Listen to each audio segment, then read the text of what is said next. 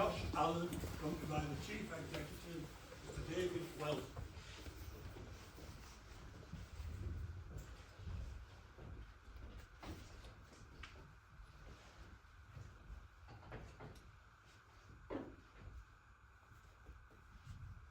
Thank you. Please be seated.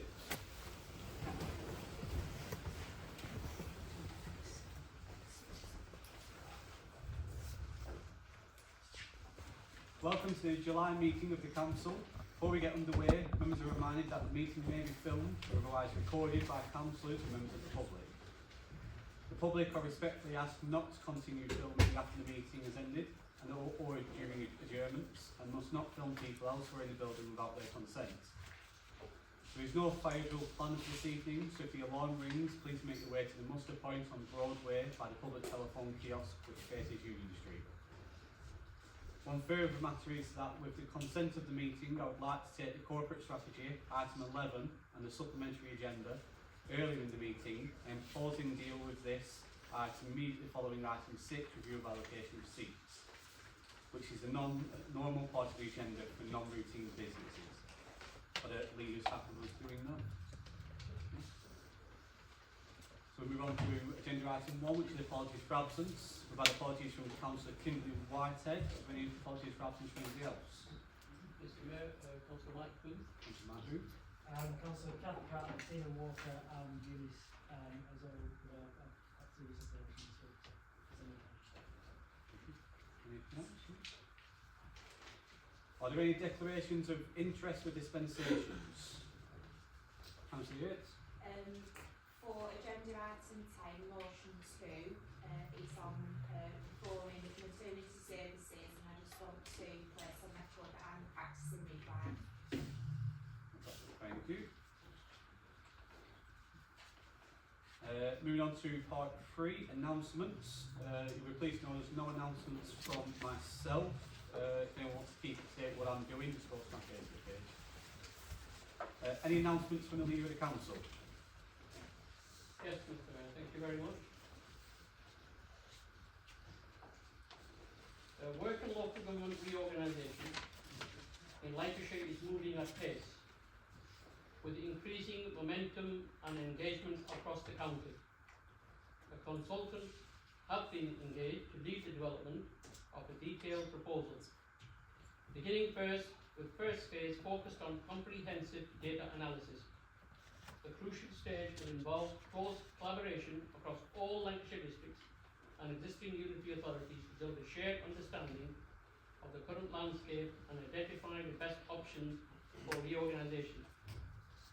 Following this analysis, the next stage will be to develop clear proposals for new governance structures, with specific options for creating either 3, which is this borough's preferred option, as the council adopted that particular motion, or 4 unitaries.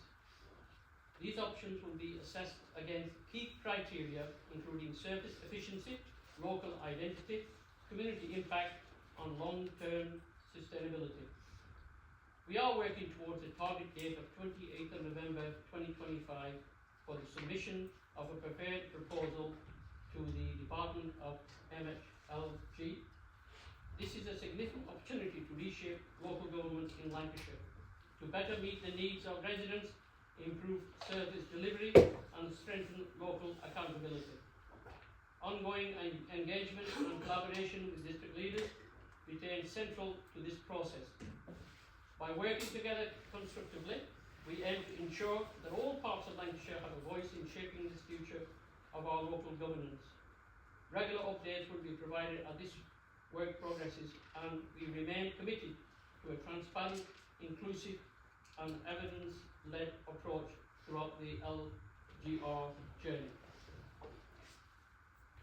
Mr Mayor, the second update is to show that everybody would appreciate that there is interest to everybody in this borough as well as people of Hyndburn.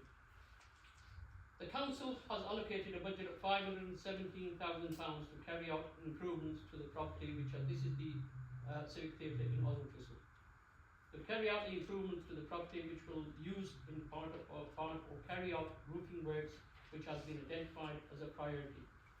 To assist with this work, the council has been awarded £10,000 from the Theatres Trust, this is the Resilience Theatres Resilience Communities Grant Programme, to pay for a detailed survey work to the roof and structural timbers, specialist advice to develop the scope of works and project management.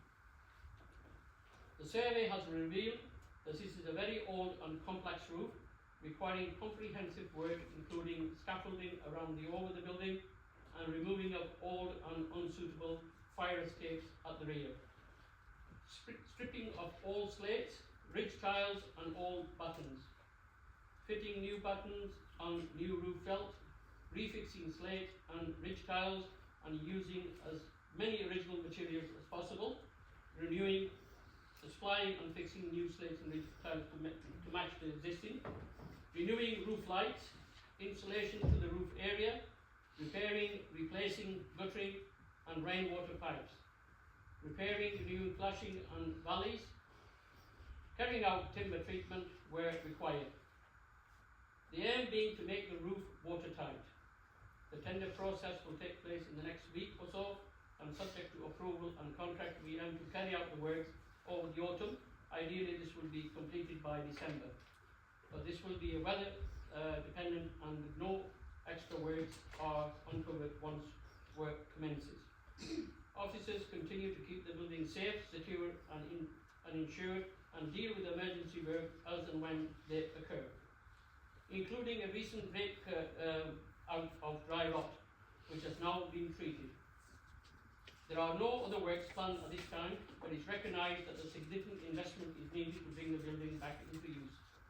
This will require a detailed project plan to identify what is needed, how works will be funded, and delivery strategy of the work, including future use and ongoing management of the building. Thank you very much, Mr. Mayor. Any announcements from the leader of the opposition? I don't have any announcement. I wasn't expecting that. Thank you. Thank you for the opportunity. Anybody else? Any announcements from the... Just highlight something. Yeah. On the 11th of July, I know this council has passed a motion previously and we have delivered. On the 11th of July, it will be the 30th anniversary of the Srebrenica genocide.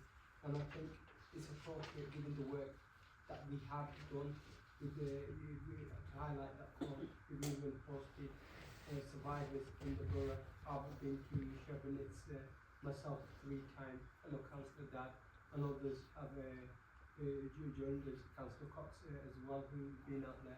And especially where we are in the world, I think we need to remember and highlight where atrocities and injustices have happened, and to make sure that they don't happen again. And I think it's right that just remind you of that. That's the 30th anniversary in a few days. And last month, I, along with many other colleagues, went down to St Paul's Cathedral for the British UK commemoration, where we had mothers who still are finding their loved ones and burying them even now. And when I say bury, they may be only burying a bone or 2. So and the fight for justice continues for them. And I think it's important to request our council's reflection on that genocide. Thank you. Sorry, may I just take the opportunity to speak?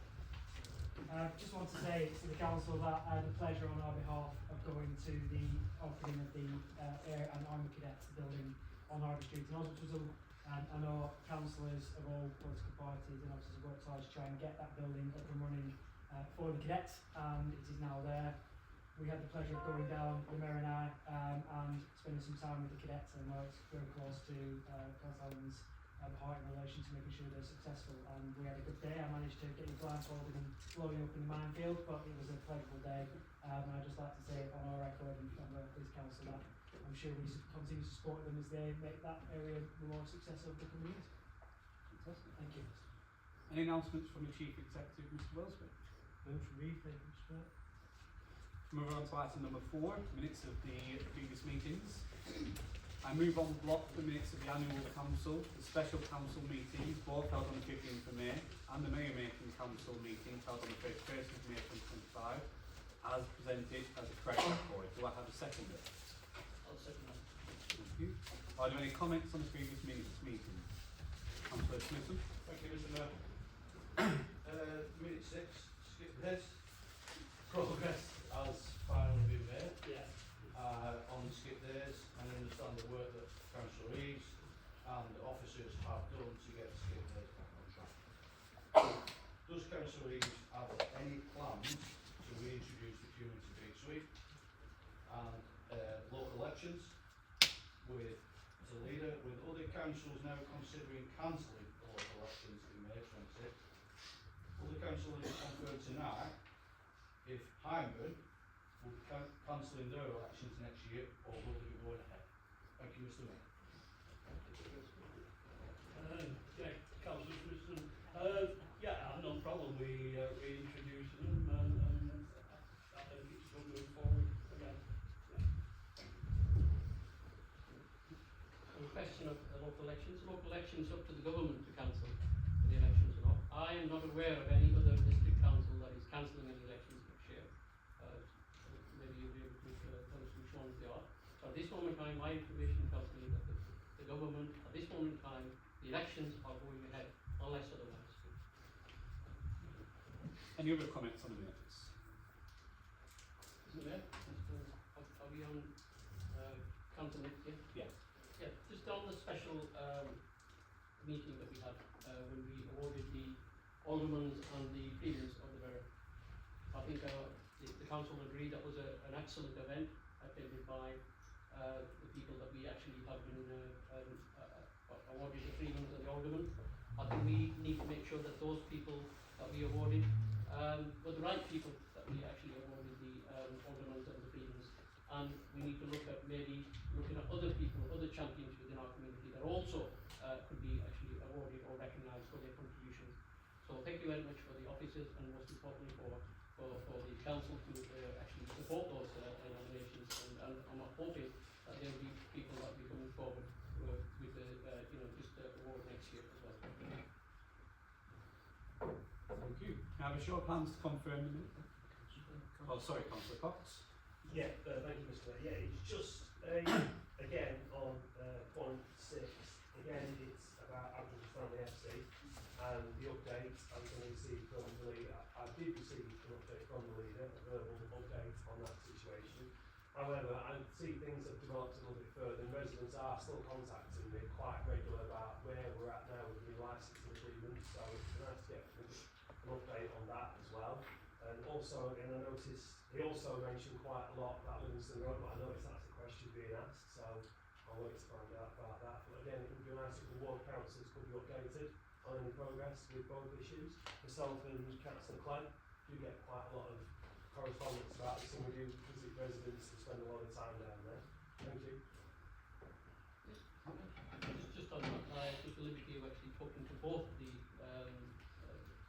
ward councillors and update from what I knew, and also there will be other information coming forward. I'll be happy to pass that on to yourselves, just to keep you informed of what the council and the Hyndburn Football Club is doing.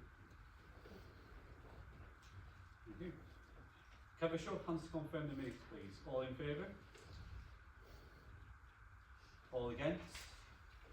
And any abstentions? Moving on to agenda item 5, question time. 12 eligible questions have been received. I'll read out each question in turn, and in each case invite Councillor Dad, who wishes to reply, or to nominate a responder.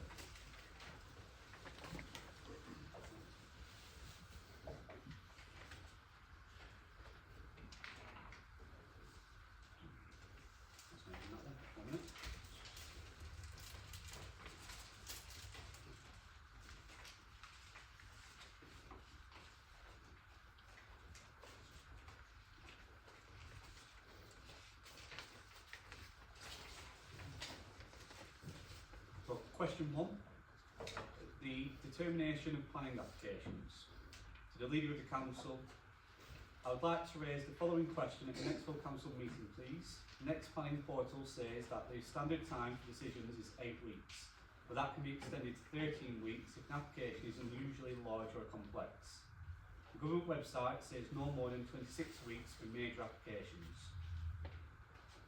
11/24/0417 was registered with HBC Planning Department on the 5th of November 2024, which I roughly calculate to be 31 weeks.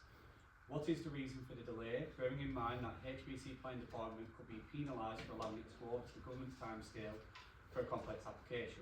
This was asked by Councillor Zach Khan on behalf of a resident. Thank you, Mr. Mayor. I want to thank the resident and Councillor Khan for bringing this question to the council. The standard time for deciding most planning application is 8 weeks, and for major application it's usually 13 weeks. The government does set a maximum of 26 weeks for major applications, unless a longer period is agreed in writing between the council and the applicant. While decisions should normally be made within these set time limits, it's quite common and entirely appropriate to agree in writing to extend those time frames when more time is needed to deal with complex issues.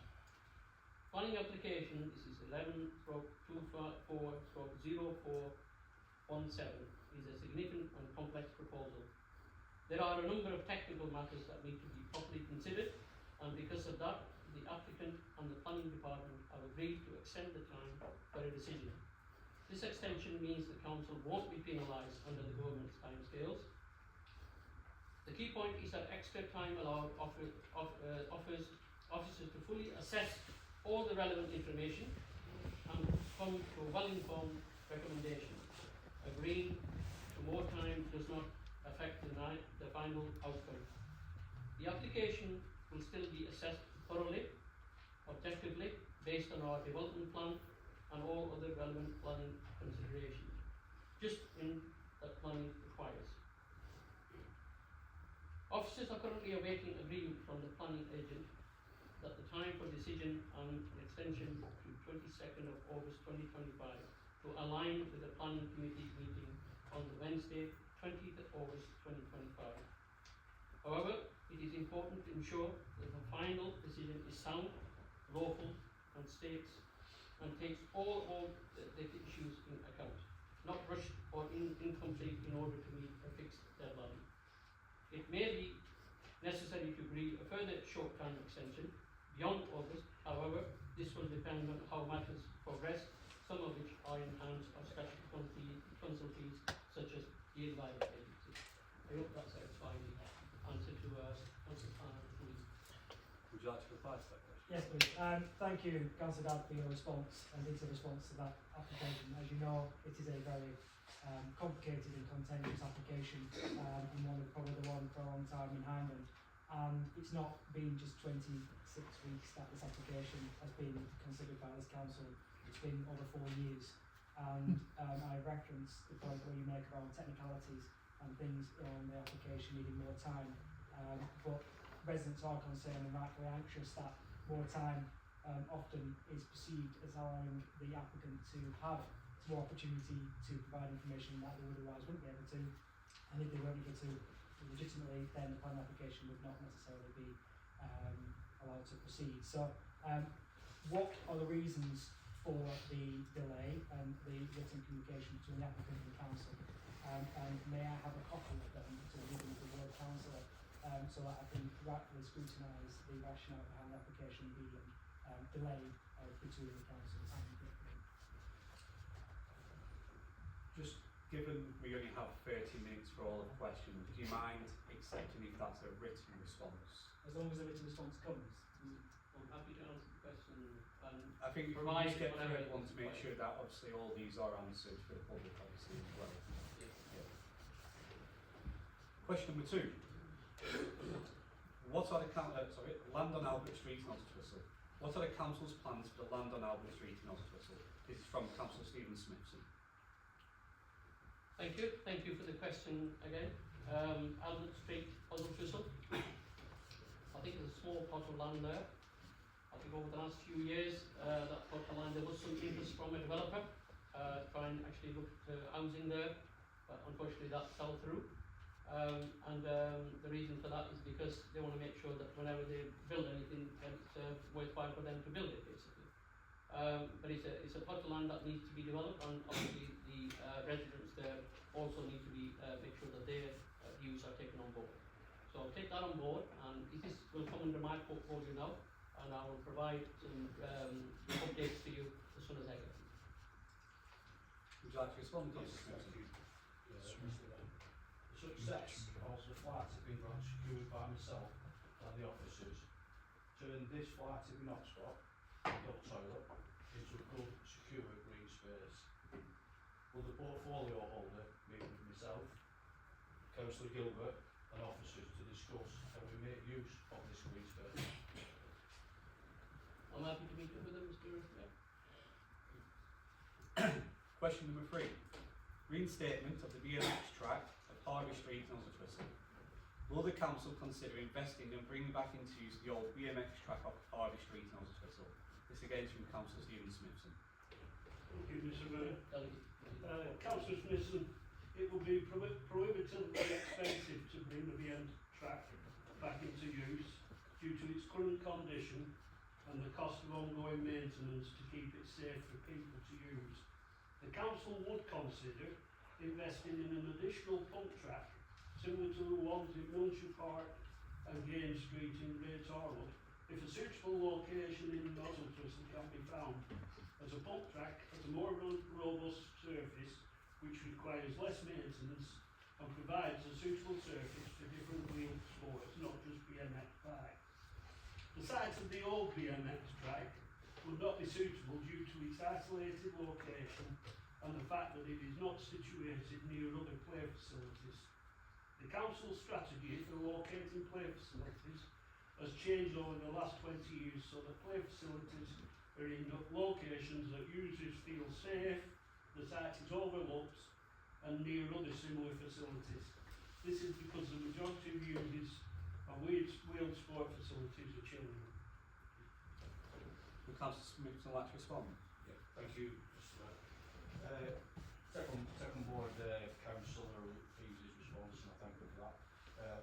As myself, being someone from Twistle, spent many years on the BMX track in Twistle, and it's been in disrepair for quite a while. So it's already there. We can use it at some point, but I'm sure Councillor Gilbert will tell you we have a lot of issues around social behaviour in Twistle. Yeah. We need to give the children something to do. It's a prime location. Yeah, it's been used before. So obviously, I think both myself and Councillor Gilbert need to be involved, and we need to move it forward because it's a piece of land that can be utilised. It's just sat there, overgrown. If we can utilise it and maybe put a pump track there, why not? Just respond to that. Again, if we're moving through this, you'd like to give a written response, Yeah. just so we can get through the questions. Question 4. Council-owned garages. On what does the money collected from the council-owned garages annual rent get spent? Why do the garages, plots which are rented out commercially, not have repairs and maintenance budget? This was received from Councillor Marvin Howard. Can I thank Dr. Warren Hull for the question? During the year 25-26 financial year, the council will receive £19,700 income from its garage plot tenancies. The burden of expenditure falls against allotments on garage services, staff costs and central service charges. There is no remaining room in the budget for expenditure against garage repair or maintenance costs. Without further increasing garage rates, the service does hold a small allotment repair maintenance budget of about £4,000. On very rare occasions where a matter needs expending, such as in this garage building, the allotment budget has been used, but only in a matter of urgency. I trust this provides satisfactory answer to the short time provided for the response, but I take on board that maybe if there is some budget requirements, there may be other areas where we could provide it if needed. Councillor Howard, like to respond? Thank you, Mr. Mayor. Yes, thank you, Councillor Dabb. I think that's quite promising. What I would say to you is, the question I would ask is would you and the cabinet and the rest of the controlling team be prepared to look at providing a proper budget, maintenance budget for the garages, etc. It doesn't have to need to be a large one, but it does need a budget. There are lots of things going on that we're not looking to, and lots of things that need repairing that we aren't repairing, and we're getting quite a lot of complaints from residents regarding this. So I would respectfully ask that the cabinet look at providing a substantial budget to do it, please. Just a quick response? If it's quick, yeah. Yes, certainly we'll look at it. Thank you. Thank you. Question number 5, land at Livingston Road. Is the Cabinet willing to open formal conversations with Accrington Stanley Football Club in order to find a suitable arrangement for the additional land on Livingston Road owned by Hyndburn Council and adjacent to the WAM Stadium, thereafter allowing the team to expand their operations and invest in their existing site? Alternative arrangements are already in place for existing occupants, which will allow all organisations to flourish. This is from Councillor Zach Carr. Yes. Thank you, Mr. Mayor. Yeah, I can indeed confirm that that the council have opened formal discussions with Accrington Stanley about their interest in the site at Livingston Road. We do recognise the opportunity, subject to the football club's interest in legal terms. At this moment in time, I'm not able to give any further updates, but I will do in due course, because I'm sure you can appreciate, Councillor Cole, which I do thank you for the question, that at the moment the information is commercially confidential, which I hope you will understand that, and certain things can't be discussed in public. But I will keep this council informed on any further developments.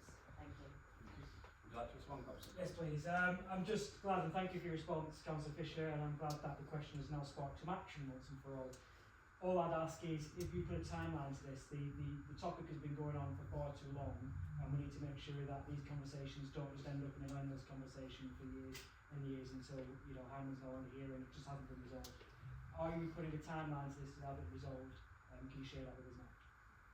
I'm not able to share, sorry Mr. Mayor, I'm not able to share that at this moment in time, but once I do get any more information, I'm happy to do that. Great. Question 6, King George V playing fields. Please could the portfolio holder give an update on King George's playing fields? This is from Councillor David Heath. Thank you, Mr. Mayor. Councillor Heath, the tenders for the drainage and reseeding works at King George's playing fields are currently out to contractors to submit prices. The tenders are due back on Monday the 21st of July 2025. The official tender opening will take place on Tuesday the 22nd of July 2025. The tender evaluation process will then commence and will take approximately 1 week to complete. A contractor will be appointed and a purchase order written at the beginning of August 2025. Work will commence on site on the 1st of September 2025, and it's anticipated that the drainage and reseeding work will take 5 weeks to complete. During spring and summer 2026, the grass playing surface will establish and be ready to play to commence on King George playing fields in September 2026. Now, barring pestilence, plague or nuclear war, which is quite topical at the minute, that work will keep to speed. Would you like to respond, Councillor Heath? Yes, just a quick one. Thank you, Mr. Mayor. I'd like to thank Councillor Reeves and his team. You've been nothing but open, willing to work with us. Every question I've asked, you've got back to us, so I want to thank you and your team for that. It's been very good. I can get back to residents and tell them. Now, a question that I'd like to ask you, Councillor Reeves, is I've been talking about it for quite some time, and obviously, Accrington Wildcats have shown a big interest in going on to King George's. They currently haven't got a home, and because they haven't got a permanent home with a 25-year lease on, they're missing out on tens of thousands of pounds a year due to funding. Now, King George's is quite big, as you'll know. There's plenty of room on there for mixed sports. At our residents' meeting last Tuesday, I asked residents, would they like Accrington Wildcats on there? And it was a unanimous decision of, yes, they really would. It'd be great for the community, it'd be great for those kids, it'd be great for the entire borough. So, just a quick question to you. Will you open dialogue with myself and Accrington Wildcats and meet up with you and your officers so we can have a talk to see how we start the process? And a quick response, Councillor Reid, as a former rugby player, I would be quite proud to get involved and get the Wildcats on there, and I'm willing to meet at any time. Thank you very much. Brilliant. Question 7, campaign on antisocial behaviour. When are the council going to announce that the Police and Crime Commissioner, PCC, has cut Operation Centurion and what is going to replace it? This was asked by Councillor David Heath on behalf of a resident. So that's, the way the question's written, the short answer to that is the council don't announce things for the Police and Crime Commissioner. They're an independent body, so we wouldn't announce anything for them or on their behalf. But funding for Operation Centurion hasn't been cut in hand and it's actually been extended. They've streamlined and focused the funding on specific areas that require intensive targeted work in Hyndburn. To complement this, there is an uplift in resources for community beat managers and PCSOs too. There is a multi-agency targeted summer campaign that commences when schools break up with both statutory and voluntary organisations working together. We hold regular multi-agency meetings with all partners to ensure we are directing our additional resources to the right place and time. Further funding has also been agreed by the OPCC for small charities who are supporting the Summer of Action. Hyndburn was successful in the majority of bids received, which totals 8. So £30,000 has gone to the Accrington Stanley Community Trust for its 6 weeks Stanley Sports Hub scheme. £3,000 has gone to Clayton Abbott Boxing and Community Club to pilot a 6-week all-female boxing and self-defence programme. £2,976 gone to Funder Young Leaders Programme for a 4-week summer project, and £3,000 has gone to the Harve Domestic Abuse Team for a 6-week Harve Children and Young People supporting existing help groups for children and young people affected by domestic abuse. The 10 centres will see increased police patrols and local action to target antisocial behaviours, with each getting a named contactable officer for residents and businesses to be able to turn to. £50,000 has also been given by the PCC to all local MPs to look at addressing issues of antisocial behaviours in their areas, and that has been welcomed cross-party by all the MPs in Lancashire. I think we've been very lucky in this. We've got an increase in the budget, and I think that in no small measure is due to Councillor Whitehead being the Deputy PCC and championing our cause relentlessly. I was lucky enough to attend a launch project of something called Good to Share, which will make a massive difference to businesses in our town centres, and I look forward to coming back to council to talk about that at a later date. Thank you, Mr. Mayor. Councillor Heath, would you like to respond? No? Question 8, sorry. Use of glyphosate. Are HBC still allowing the widespread spraying of glyphosate in Hyndburn streets? Considering the millions of dollars in lawsuits since it's considered carcinogenic, is it still being used to spray pavements where animals and children play? Glyphosate is already banned in many local authorities. This was asked by Councillor David Heath on behalf of residents. Thank you, Mr. Mayor. Councillor Reid, the council uses glyphosate to undertake weed killing on its land and on behalf of Lancashire County Council for weed killing of streets and back streets. Glyphosate is approved for use in the UK, and the European Union have recently renewed the use of glyphosate until 2033. There are other methods of weed control, such as hot foam, steam, acetic acid, obviously vinegar, or mechanical methods such as sweeping and strimming. However, they are not as effective as using glyphosate and are much more expensive and take longer to do the work. If we didn't use weed killer, the streets, back streets and open spaces will be full of weeds, and residents do complain a lot about weeds around the island. I hope that answers your question. Would you like to respond, Councillor Heath? Oh, that's fine, thank you. Thank you. Question 9. Huncourt Garden Village. I'd like to know about the link road to the proposed Huncourt Garden Village, £30 million apparently. Although this is to improve Junction 8 of the M65 and improve the roundabout near the Griffin, how do they propose to do all 3 with only 30 million? It sounds a lot. But knowing roads are very expensive, how is this going to be completed? and with 2,000 homes being built, there will be at least 2,000 more cars. So how do the council and the new MP propose to get freight in and out of Huncourt as well? This is asked by Councillor David Heath on behalf of a resident. Thank you, Mr Mayor. Yes, I'd like to thank Councillor Heath for this question, and I'm happy to reassure you that the cost of the highway infrastructure is fully accommodated within the 30 million and from other key stakeholders. For clarity, the estimated cost of the proposed relief road is 6.7 million, which includes improvements to the A56 roundabout. The full cost of the improvements to Junction 8 on the M65 are being met by National Highways. The council is making a 2.19 million contribution towards this cost, that is funded 80 million. I do have a full breakdown of other funding if you wish me to send you that at a later point as well, if that's okay, Councillor Heath. So I am therefore pleased to advise that the highway costs are not as costly as Councillor Heath and Mr Whittaker has imagined. With regards to the second part of this question, I refer you to the council leader's response to Councillor Corn's similar question at a recent cabinet meeting. This council is promoting Huncourt Ward Build project, which means that the freight rail terminal cannot proceed at Huncourt. But at this moment, I cannot respond to the Member of Parliament. Thank you. Will Councillor Heath actually respond? No. Question number 10, Accrington Neighbourhood Board.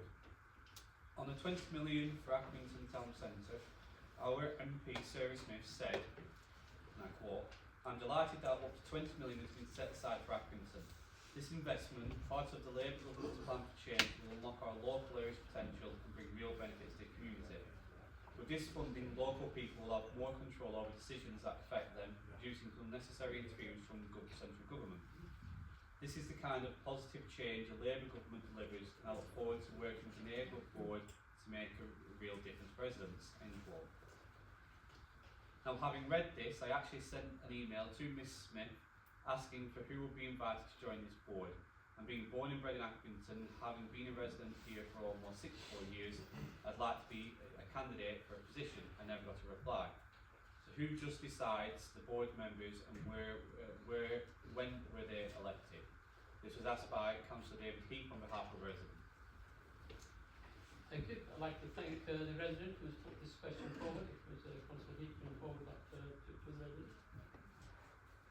Government guidelines state the neighbourhood board should be led by an independent chair. A transparent application process was followed in spring 2025, which resulted in 2 candidates being interviewed. The person appointed, Andy Tatchell, was the most suitable candidate and has a high level of experience on regeneration and political leadership. The guidelines also state that the core neighbourhood membership must be from the following: an elected Hyndburn MP, an elected county councillor, elected Hyndburn Borough Councillor, and a senior representative from the police, in this case the Deputy Police and Crime Commissioner. These persons were appointed directly to the board ahead of its first meeting on 4th of June 2025. The addition of further board representatives was discussed and agreed at the first meeting. Then these persons were invited to serve initially 2 representatives of the local business community and 2 in education and 2 with links to the community were asked to join the board. It is expected that the board membership will change during the time of project, dependent on the needs of the project which is decided upon. Biographies of the board members will be published in the coming weeks along with registers of interest which have been currently being obtained. Thank you. Would you like to respond, Councillor Heath? Yes, just a quick one. The chair, you said that the chair needs to be an independent person. So for openness and clarity, could you tell us, is that independent chair actually a member of the Labour Party? Just before you answer that, just bear in mind that it might not be public and that is GDPR and stuff. I'd just like to request from Jane if that's allowed to be talked about, considering that person's money. That question can be put, yes. It's an appointment to be made publicly by the council, so it's a legitimate question. Yeah. As I mentioned in the first answer to the question, the individuals were interviewed and he was the best candidate for this particular person that was appointed. It doesn't matter if he was a Labour Party member or what. It's what he will be able to bring to the table, and that's what we're concerned about. Question 11. Where are Hyndburn Council at with the long-running project to fully reopen and to be re-end of the Marfollingham Viaduct in Great Orwood for access and egress for walkers? I've emailed several councillors this question and had no answer. Reopening of the viaduct would be a great asset to Hyndburn Green Space, which could be linked into another long-distance walk around Hyndburn to add to the wonderful Hyndburn Clog Walk. It will encourage people to get out and exercise, which has been proved to help with physical and mental well-being. This was asked by Councillor David Eaton on behalf of the resident. Thank you, Mr Mayor. Thank you, Councillor Heath, and thank you to Mr Laycock for the question. The Great Harwood and Hyndburn side of the Greenway is open thanks to the Martham Greenway team, local volunteers and organisations, Councillor Nord Aziz and former MP Graham Jones, who officially opened it in 2017. Since then, there's been a campaign to get the Ribble Valley side of the Greenway open, led by the Martham Greenway team and more recently assisted by Councillors Nord Aziz and Jodie Clements, who successfully brought a motion to this chamber back to cross-party that saw this council write to Lancashire County Council to confirm its support for the complete reopening of the Martham Viaduct as a walkway connecting Hyndburn and the Ribble Valley, and for the completion of the Martham Greenway to meet Sustrans Route 685, the Padiham Greenway, and that the council recognises the work that Community Group, Martham Greenway Community Group and its volunteers for the work that they undertake in maintaining and improving the footpath around the viaduct. Ward councillors Nord Aziz and Jodie Clements remain committed to the cause of reopening Martham Greenway and have recently written to Lancashire County Council to confirm this.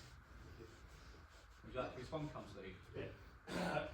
I'd like to welcome that because I don't know if many people know, but Kevin Laycock, he's been a resident in Baxter for his entire life, and him, the Martham team, the walkers up in Baxter, they all go that way, and I'm glad to hear that everybody here wants it open. But what I'd ask is, it's great that we've written to them, but what actions are we going to take next? Because it's good just writing to them and everybody saying that they want it open, but what are we going to do as actions next? What can we do to get it open and push it further?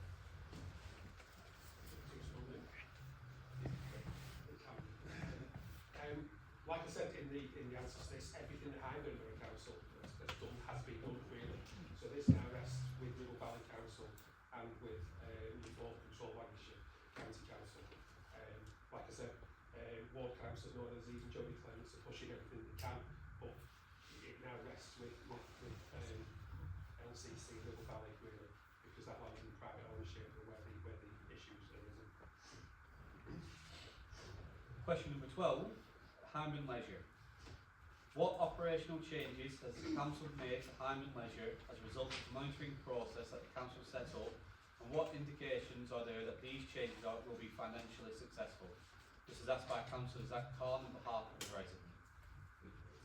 Thank you, Mr Mayor. Yeah, once again, thank you, Councillor Corn, for the question. So I can assure you that the council and the trust are working together well, and have shared a desire to build in positive ways that will enable the trust to, the council and the trust to align our ambitions, share performance information more effectively, improve communication, agree on and deliver shared priorities. Regular meetings are now taking place between Hyndburn Leisure, the portfolio holder for resources, which is Councillor Vanessa Alexander, and this is in addition to existing meetings that continue to take place between the trust and the leisure portfolio holder, which is myself. The trust already reports regularly on its financial performance to its board and the council, and the format of this reporting has been updated from April 2025 to be consistent with the format used by HBC, which is quarterly. Following the confirmation that the leisure trust model would continue to operate, the trust took action to procure energy directly. This was previously procured by the council. The action taken by the trust has resulted in energy expenditure reducing in 2025 to 26 by over 300,000. This saving will be shared directly with the council, as the trust has indicated that they will require a lower operating subsidy in 25-26. Since the January the Cabinet report, the Trust has also secured £350,000 of external investment, and they have made applications for a further £650,000. The Trust's charitable status makes it eligible to receive funding that the Council would not usually be able to apply for. The Trust is also expanding its Board of Trustees and has identified people who bring key skills and experience that will build on the existing strengths of the Board. Thank you. Councillor Carmichael. No? That is the end of the questions then. So we'll move on to agenda item number 6. Review of allocation of seats to political groups and appointments to committees. An addendum to the report has been tabled this evening. Section A of the addendum makes some changes to the wording of the original report in respect of recommendation 2.3 about delegations to Chief Executive.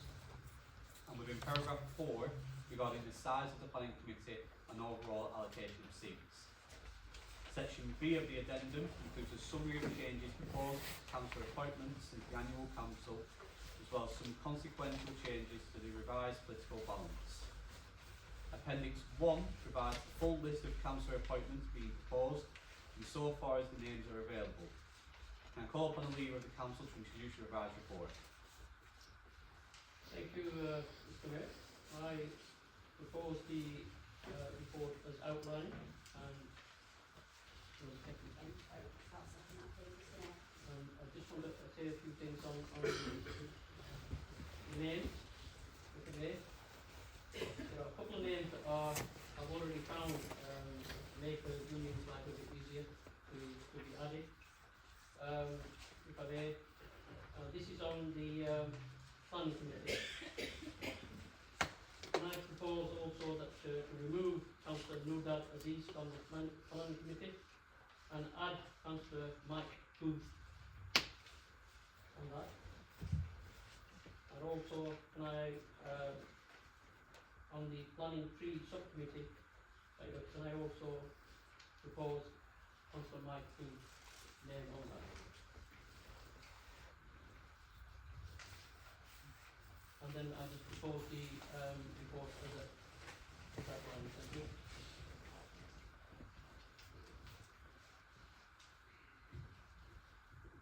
Thank you. So given those changes then, obviously we'll be voting with those changes, so we're against. Can I have a show of hands as to the recommendations proposed? All in favour? Any against? And any abstentions? We do now move on to item agenda 11, which is the corporate strategy 2025-2030. Can I call upon the leader of the council to introduce the report? Thank you, Mr. Mayor.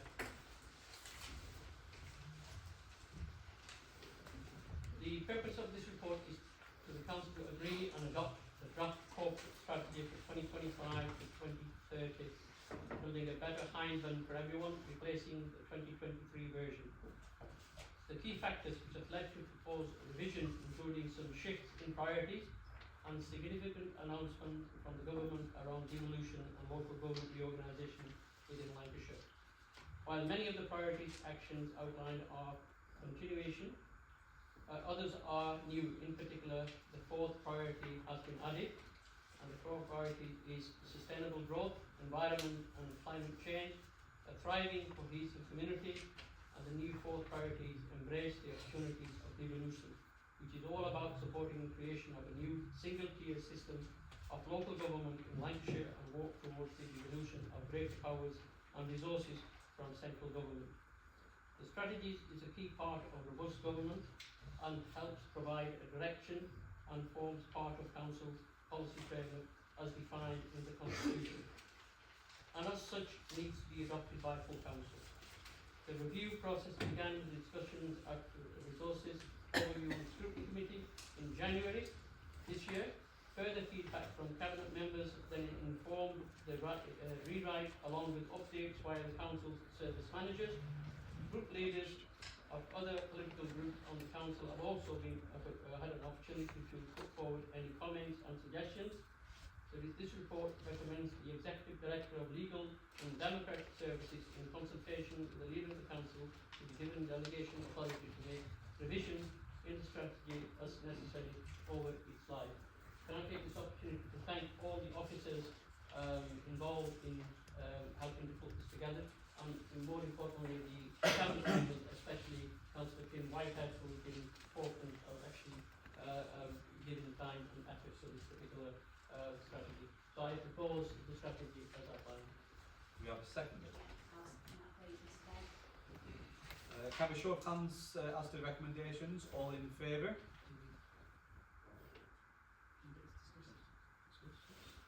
certainly do if you choose to, Mr. Mayor. If you'd like to make a comment. I'm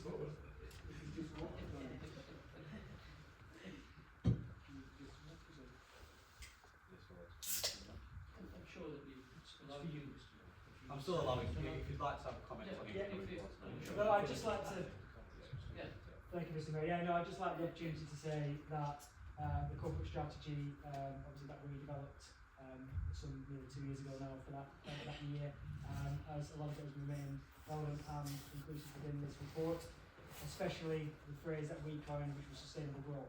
And we were very clear at that point, not just in relation to sustainability, but to a huge change time when it has to be sustainable, it has to be about long-term thinking. It can't just be short-term projects that then wash away after a couple of years. It has to be sustainable and it has to be managed, and it has to be looking at how we revitalise our areas, especially from the ground up. So I welcome the fact that that's retained in a lot of the documentation there, and that you've added some of the issues around devolution, which I know is a priority to you. But all I would say as part of this corporate strategy, the strategy is only relevant if we look at it and we act upon it day in, day out. This strategy that we developed a couple of years ago has been there, and I can look at it now and cannot see a huge difference from what we were doing then to now. There is no point having a strategy if we don't have action on the back of it. All these actions that are listed here, we need to see tangible action, and we need to see it now. So all I would say is that though we'll support this corporate strategy, given a lot of it was what we started a couple of years ago, what we need to see is actual tangible action on the back of it, rather than just being corporate strategy that sits on the shelf and collects this. Thank you. Any other comments? Councillor Fazal? Yeah, I just want to welcome the addition of the thriving and cohesive community element to this, because we live at a time when people, for political reasons, are being set against each other. And Hyndburn has been a place where we've had strong community relations, we've had good inter-community relations, and it's really important that we work against that sort of divisive narrative which is developing out there, where people are trying to set one group of underprivileged, badly served people against another group of underprivileged, badly served people in order to serve political motives. So I'm grateful that that priority is there, and I hope that, following on from what Councillor Khan says, that delivers into some meaningful action that will bring people from different communities together and show that we don't have to be divided, that there's much more strength when we work together and we see each other as a place of belonging rather than an island of foreigners, as our Prime Minister unfortunately said not so long ago. Thank you. Respond and also things if you don't mind. There's a couple of things I'd like to thank Councillor Khan and Councillor Fazal for their contributions, not here today, but also through the process of the strategy. I totally agree that strategies are made and strategies are there to be implemented, and it's a working document. And I think this strategy is not their group strategy, it's the council strategy now. Hopefully it will be adopted. Just to give you a couple of indications, Councillor Khan, because I know you've got some personal interest as far as growth and is concerned. There are a few strategies that there we put a time scale on, just because I've mentioned this, I'll read this out to you as well. The place strategy, we plan to start working on this in the autumn. The corporate pay challenge action plan indicates it's currently on hold, providing a whole vision to the borough. The Dome project, which is mentioned in there at Market Chambers Governance, the consultant Tourism UK has been appointed and is currently working on business plan and then develop a proposed governance arrangements on culture, heritage, and safety, determined by the end of this calendar year. It's planned that the climate strategy and action plan will be adopted by October. The draft is going to scrutiny on Monday for discussion. The transformation and digital strategy is currently being worked on and is planned to draft version within ready before corporate period challenge. So there are actions that are being taken. And just on taking on board Councillor Basil's comments, I totally agree. Over the last summer, we had this unfortunate incident in Lancashire, and I'm sure that he will agree that Councillor Khan and himself and me got together with the community members, and we actually talked about the issue and how we can tackle some unfortunate incidents that might occur. That just shows exactly, it's not just talking about it, but putting it into practice basically.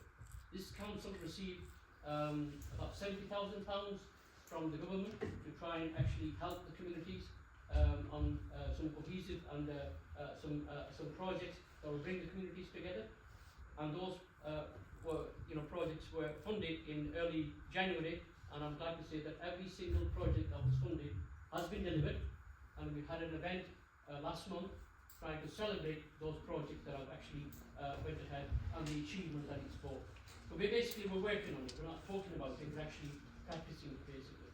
So I'd like to thank everybody's contribution. I'm sure that everybody will be supporting this particular strategy. Thank you. So we'll go for that again, shall we? Now show of hands for in recommendations. All in favour? All against? And any abstentions? We now move on to item agenda number 7. Matters exempt from the call-in procedure. Can I call upon the leader to introduce his report? Thank you, Mr. Can I present the report outlined, Mr. Mayor? It's going through the cabinet as well just basically just to give an update to the council with respect of recent executive decisions taken on the matter of urgency. Decisions have been presented on board procedures. The rest of the report is self-explanatory. Back to the proposal report. Do I have a seconder? Yes, I'll second that. Any comments from anybody? Okay, just because this was a question, but I'd run out of questions that I was allowed to ask on behalf of that particular resident. And it was just a question in relation to Wilson Plainfield site, the lease to Am and Leisure. And the question that I'd like to ask on that, and I know I asked the cabinet as well, but just to reiterate the point, why did the council not follow recognised tender procedures for this appointment? I think it's the same answer, Councillor Khan, that I gave at the cabinet. The time scales that we had, we are looking hopefully to open the building up in October. Date is yet to be set, but I'm sure it will be somewhere in October. So the reason for that is basically just to make sure that Hyndburn Leisure or a particular provider can actually have time in order to recruit people and to make sure that things are in place for that we can actually open this building, not leave it till a few more months down the line because we haven't got staff and procedures in place. So it's the same answer basically I gave at the cabinet. Any other questions? Councillor Cox? Yeah, thank you, Mr. Mayor. It's on the decision for the lease of Wilson's Plainfields again. While it was quite interesting to listen to all the money that's now going towards Hyndburn Leisure, which again I think Hyndburn Leisure is a fantastic organisation and I've been a big supporter of it for many years, so has my fellow ward councillor. We do appreciate the things they do, and it's good to hear that money is there going towards them. And again, this site, getting some clarity on that site, again, that is very positive. But what I would ask is, my role as Vice Chair of Scrutiny, obviously, is possibly Hyndburn Leisure turn up to a scrutiny meeting this year, because they failed to attend any last year. On 3 occasions, I think we had them in, and the former chair and myself were quite frustrated, because this is public money, and we'd like to see what they're doing. I don't think there's any issue with it, but it'd be nice if we were open and transparency, if they were to attend and just give that the council update and allow us to scrutinise their processes. Thank you. Totally agree. I think that message is already given to Hyndburn Leisure and will be reinforced. Anything from anybody else? This is for noting only, so no vote required. Now move on to agenda item 8, which is minutes of the Cabinet, and call upon the leader to introduce the minutes. Mr Mayor, I propose the minutes as outlined. Can I have a seconder, please? I'll second those, please, Mr. Mayor. And are there any comments on the minutes of the Cabinet? Councillor Heath? Thank you, Mr. Mayor. So it's number 46 on there, Accrington Stanley. So I've stood in this chamber and I've listened to Councillor Brotherton give his fantastic speech, which we all appreciated. I think that we all thought it was a great one. But since then we have heard, and it's wrote down here from the Cabinet minute, we're having a meeting, we've had 2 meetings, we're going to have another meeting. This has been going on now for over 12 months. And all we've seen from this is just meetings and words, no actions. Now, you might think it's me saying that this is just empty words and no actions. But the CEO of Accrington Stanley publicly is saying that he's meeting this council, and you council that, and it's just empty words and no actions. You said in this chamber, Accrington Stanley is not this council's problem. You said in the Cabinet that Accrington Stanley need to come to you, not the other way around. So I think that we're all getting a bit frustrated with this, and I can only surmise that it's either you don't know how to resolve this, or you don't want to resolve this. So my question to you, Councillor Dan, is, seeing that you cannot resolve this or don't want to resolve this, are you going to do what's best for the borough and resign as leader? Because this borough, it doesn't even trust you to run a bath, let alone a council. Thank you. I think most important is that people actually have some sort of decency and respect for others, which is lacking on that part, especially with Councillor Smithson. Why? And yeah, because Can we not? Exactly, because you're lacking. As far as Councillor Heath is concerned, I actually tell people to their faces what they stand for, and I can tell them now that your comments are very disingenuous and very inappropriate. You mentioned as far as Accrington Stanley is concerned, we had meetings with them. The first meeting that Accrington Stanley wanted to have meetings with was 3 months ago. So the first meeting took place and actions have been taking place. And actions will result in the next week or so to tell you exactly how we're working to resolve issues. So I think the only person that needs to look at himself is you, for some of the comments that you made in the social media, which were, I would call them, total lies, basically. Yes. So if somebody is talking nonsense and lies, should he not actually resign? Because that's what resignation should be at, not actually slandering somebody, but actually for somebody saying that in public. Councillor Smithson? Thank you, Mr. Mayor. I've got quite a few, so I'll just go through minute by minute. Is that all right? Thank you. Minute 46, waste transfer station. I'm as confused as the general public as what is going on with the waste transfer station. 1 minute we have Lancashire County Council councillors telling us that the landfill shuts in, that Suez, the contract's not being extended, which we already know. It's becoming an issue that we need to get head on, and we need to be out with the public and let them know what's going on. As far as I'm concerned, Suez are still going to be running the landfill side. The question will come, Councillor Dan. Yeah? I'm just explaining to Councillor Reeves what I'm going on about. Because there's been misinformation put out in social media and the press. So that's what I'm trying to get at. Yeah? Is that the landfill will still carry on, because Suez own the landfill, not Lancashire County. My concern is, and residents have concerns, that the recycling bit of the tip, which is owned by Suez, will that contract still carry on for 26? That's a question. I know you won't have the answer, but listen to look into. And where are we at with waste transfer? Min 46. Would you like to respond to that first if you've got a Yeah, of course, yeah. Thank you, Smith. Thank you, Councillor Smithson. I've got to say you need to take a letter out of Elson's booking for us. You need to let it go, mate. I mean, yes, I do want a waste transfer station. Of course I do. It has to be for the right reasons, and I don't want another Fleetwood and another vehicle affecting anything. Our priority is still Suez Darwin, and I'm still working hard to get that sorted out. Is that okay? That's fine. Can I just respond? I wasn't criticising you, what we're saying was there's been misinformation put out about the tip. I mean, it is not from you, Yeah. from Lancashire County Council. We need clarity, the residents need clarity, that's what I'm I saying. think if you actually looked at them sites, so you'd see that they did get a fair bit of stick on back there. Yeah, but that's what I wasn't being No. critical. Minute 46, Accrington Stanley. Councillor Dad, you promised us at the last meeting there'd be some progress. There'd be a good announcement. The announcement was that the academy closed.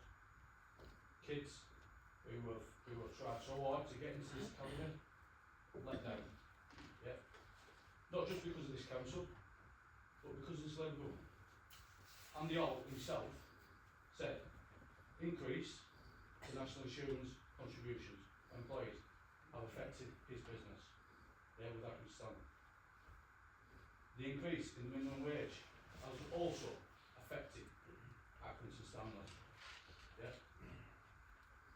Where we were when we left control is we were making progress. We're now 14 months on. Past is past, 14 months on, we've made no progress. And in that time, the academy's closed, coal is closed, Stanley don't have the revenue from that now. Can I ask that Councillor Dad does everything he can, and like Councillor Reid said, meetings are fine if we get actions from it. Yeah? And if we need to work cross-party, why don't we do it? So I'm asking you now, Councillor Dad, that we've got Councillor Clark, we can go to these meetings and it'll be cross-party, and to do the benefit for this football club, which does a hell of a lot for our community. That was fine. Yeah, I think Councillor Smithson was in charge for the last 2 years or so, Mr Mayor. Just one from me, Councillor. So, other than you've got Councillor Clegg indicating if it's on the same subject, then before Councillor Dad responds, it might be as well in years or views. So you will not be commenting on this subject then? Well, unless I need to speak now, yeah, so, no, thank you, Mr. Mayor. No, myself and Paul Cox, obviously, we've got a lot of involvement in this Stanley, it's right now a war. And it's all very well saying we want to progress Stanley, we want to do this, we want to do that, but it's got to be done right. Our residents, are contacting us, as we said before, he had the opportunity to build that calling farm and all the extensions and do it right at the first time, and he didn't. And now we are the one that suffered the consequences, and so are our residents. So it's all very well saying, yeah, meetings, but they need to take their action as well. So you keep saying there's meetings, but they also have their own stuff that they need to do. So, before criticising the leader and saying he needs to resign, maybe have a look at them and say, well, these things need to be sorted and why they're not taking the action that they need to do. It's all very well, saying, that we've got all these problems and, the academy's closing. But there is a bigger picture, it's not just, affecting the residents, also affecting the kids. But I want to also say that, to me, this comment about, Brandon McGee's, it says, well, the insurance contributions are affecting his business, the minimum wage is affecting his business. Affecting his business, is it actually affecting him anyway, Let's face it, he took over that club, he took Can I over just that ask you, responsibility. this is a question, sorry. What I want to ask is, sorry, what I'm trying to get to, just trying to, again, put context out there, Mr. is, Mayor, any speaker at this point is allowed to comment or raise a Ask question. questions, So Yeah. it Oh, might simply be a comment. but what my question alongside this is, what progress are we actually making on the, the ground and the planning application and everything else, that has been kicked down the road, it's been brought to planning, it's been, the plan has been put in place of what they need to do, but how far along are we with it? I do believe, if Councillor Pritchard, you were initially indicated a while ago that is it to speak about? It is, yeah. So I need to go first, next Councillor Cox, Councillor Alexander and Councillor Fisher. Thank you, Mr Mayor. I'm not going to waste time arguing with people who crave attention more than they crave the truth. But I do want to place on record that the meetings are going forward like Councillor Clegg and I'm assuming Councillor Cox is going to say, Accrington Stanley do need to come to the table with us. Disappointing to hear that Councillor Smithson doesn't support people receiving a minimum wage, but there you go. And when we talk about Corley's bar closing, that wasn't a council thing, you know what I mean? If the planning permission had been done to, it's what was necessary to do that. Are you going to Accrington Stanley and saying you should have done that right? Or is it just always blaming the council? You know, we can talk about sensationalism. I don't doubt that we'll see on a Facebook post coming to us soon that he's called for the leader of the council to resign. He's got no clue about the real world. Take something back to Accrington Stanley and say, look, what are you bringing to the table? It's a two-way talking process. And I'm sick of things being just chucked at this council constantly. You should be doing this, you should be doing that. It's a private business. It's a joint commitment to moving forward. And we can only go so far because this is public money at the end of the day. This is money that belongs to every member of the public in this borough. It's not just siphoned to a private business that won't come to the table to deal with this council, Mr. Mayor. Councillor Cox. Thank you, Mr. Mayor. Being someone, and obviously I'm speaking on the same thing as Accrington Stanley here, yeah, being someone who's dealt with Accrington Stanley, it's not in my ward, but it's very, very close to my ward, because the residents affected by it are in my ward on Livingston Road. They're not the easiest people in the world to work with, and I think it's a bit disingenuous to ask the leader of the council to resign, and then he's been trying to deal with an ongoing historical problem that has been going on for many years. I think the point's been raised. I brought the actual planning application to committee a few years ago, when it was quite clear what they'd done was absolutely nothing to what they've been given planning permission for. The problem has started from there. And I mean, again, small, shall I say, councillors who've been here a few years further will know how many times Stanley used to bring things to the planning committee on retrospective planning. It was almost farcical the way they were doing it. But ultimately they are a business, and they made a business decision to close down the academy. Now, if they have worked with us, they've gone a little bit further, they've worked with residents, yes, there's a lot of warm words now, yes, there's a lot of things happening now. But again, we're dealing with somebody who basically threw his dream on the borough back at this borough and said, no thanks, I was get on. Who's openly said it's a 10-year project. Who's openly said he's wants his get out clause now. Now, again, I am sure that they do want to work with us, but they will want to work with us now because they've got no licence. But they made those residents' lives an absolute misery for nearly best part of 2 years, while they had to collate all the evidence, working with the council, doing that absolutely going through the correct process. They put up with it, they sat through it, they did the due diligence, and they actually presented all the evidence, which meant they had to close because of the noise. And through that entire period, Accrington Stanley didn't do anything to help itself. So yes, there are issues, yes, I'm sure that people are speaking to us, but I'm sorry, you cannot just blame the leader of the council now for what's been a very historical problem and a very difficult customer to deal with, because again, I've been in business myself 21 years, you get customers that are very difficult for one silly reason. Unfortunately, that's the situation now behind the old. Yes, this Warren Easton does seem to be a little bit more engaged and does want to work with us and does try to achieve a bit more, but it's going to take time, and it will take a lot of time. But don't blame the council, because Accrington Stanley chose a business decision to shut their academy. I'm a big supporter of the hub. I was one of the few that stood up at the very start, and when the hub was done, it cost us quite a bit, took a lot of flack over Hyams, but we ended up with a state-of-the-art facility that was created by Accrington Stanley Community Trust. They do have business plans that work. They're making a huge success on there. So I think they need to go back and look at themselves before they start blaming other people. Councillor Alexander. Thank you. First of all, Councillor Heath, that was incredibly disappointing from you, bearing in mind we were meant to go forwards with respect. Councillor Dad doesn't deserve that. I've sat at those meetings with Accrington Stanley, and I've heard what they've said, and I know what we've offered, and we've had an open door, we have engaged with them, we have listened to them, we couldn't have done more, to be honest.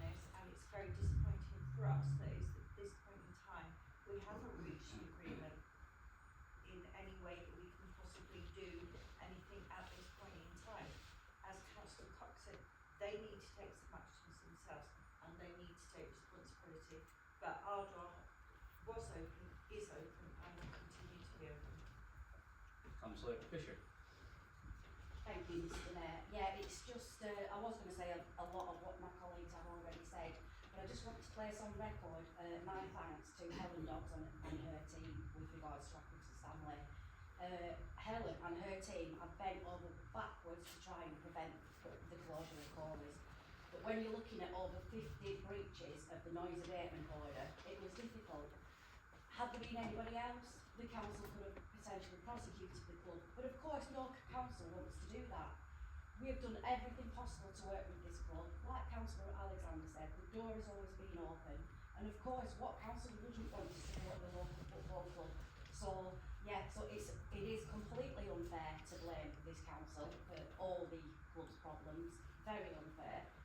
However, we will look forward to seeing your post on backs of the chat lists saying to residents that you've called for the leader to resign over it. And then you may take credibility for getting it back open yourself, like you seem to do with everything else, Councillor Heath. We'll look forward to seeing that later. Thank you. Councillor Cole. Do you know what is disappointing, actually, beyond anything off the topic of what you guys just mentioned, but it's clear that the leader, Darth Gardanis, socialist stormtroopers, do not like business. You are so anti-business. The comments that you're making about businesses, VAT, etc., or it's a business, a private business, it's a millionaire, it's disappointing. We as a group are pro-business, pro-investment into this business. You've all had your opportunity to speak. It's also now Councillor Collins' opportunity to speak right now. Please let's not speak over the councillors. Co-investment into this borough is what we need. This council cannot do everything. We need people to feel as though they're welcome here. And yes, that sometimes means going to the negotiation table and coming to a solution together. But your anti-business agenda and the way that you don't want to work with people and not come to a solution is what's stopping this, actually. And we've had plenty of conversation on our side with Accrington Stanley to suggest that there are options. My question presented one, and now it's happening. Over, after over 12 months, nothing's happened. We've asked the question, and voila, something has happened. So actually, rather than start digging into the trenches, going it's everyone else's fault, just simply like the socialists do, and everyone else's fault, your fault, your fault, it's Accrington Stanley's fault. Take some responsibility, offer the solution that we put forward. We put forward 2 solutions now, you put forward none. Take it, I'll even go to the meetings for you, do the job for you. We need a solution, do it. And actually this is no wonder that people feel as this council is not accessible, is anti-business, you can't start a business here, you can't grow a business here. It's because of you guys, and actually, what we say around the offices, I absolutely agree with you. They've gone above and beyond it, and they are helping. Ellen Dodge, she's gone and she's tried. But actually that solution doesn't come down steps, they are led by you. You are in control. So actually what you need to do is create those solutions. You're there supposed to be leading this borough forward, and unfortunately you're not. And that is what's disappointing residents, and that's what's disappointing us. So what you should do, reflect very hard. If you don't do the job, we'll do it for you. Thank you. Councillor Reeves. So, Councillor Khan, what is it you're actually saying? Are you saying that if you're a rich investor in this borough, you can literally do what you want, flout every planning law you want, and get away with it? And as for your digs on socialism, always remember, socialism delivers the NHS, something you lot could not Councillor agree on. Reeves. Sorry, just on that. Again, Councillor Howard, as I've just mentioned to the Cabinet, please can we not speak over the speakers? Councillor Parkins. Thank you, Mr. Mayor. Well, I sat on the application, actually, on the standard application, and we did, as we always do, put conditions on an application. And I don't think that Mr. Holt and his committee, or whoever runs alongside him, ever thought that they'd do what we asked them to do. Now, end of the day, it all boils down to him himself. He got the freedom of the borough, handed it back, threw his dummy out, and this is why we are where we are today. If he'd have carried the planning application out to the conditions, we wouldn't be here today discussing this. Thank you. Councillor Clements.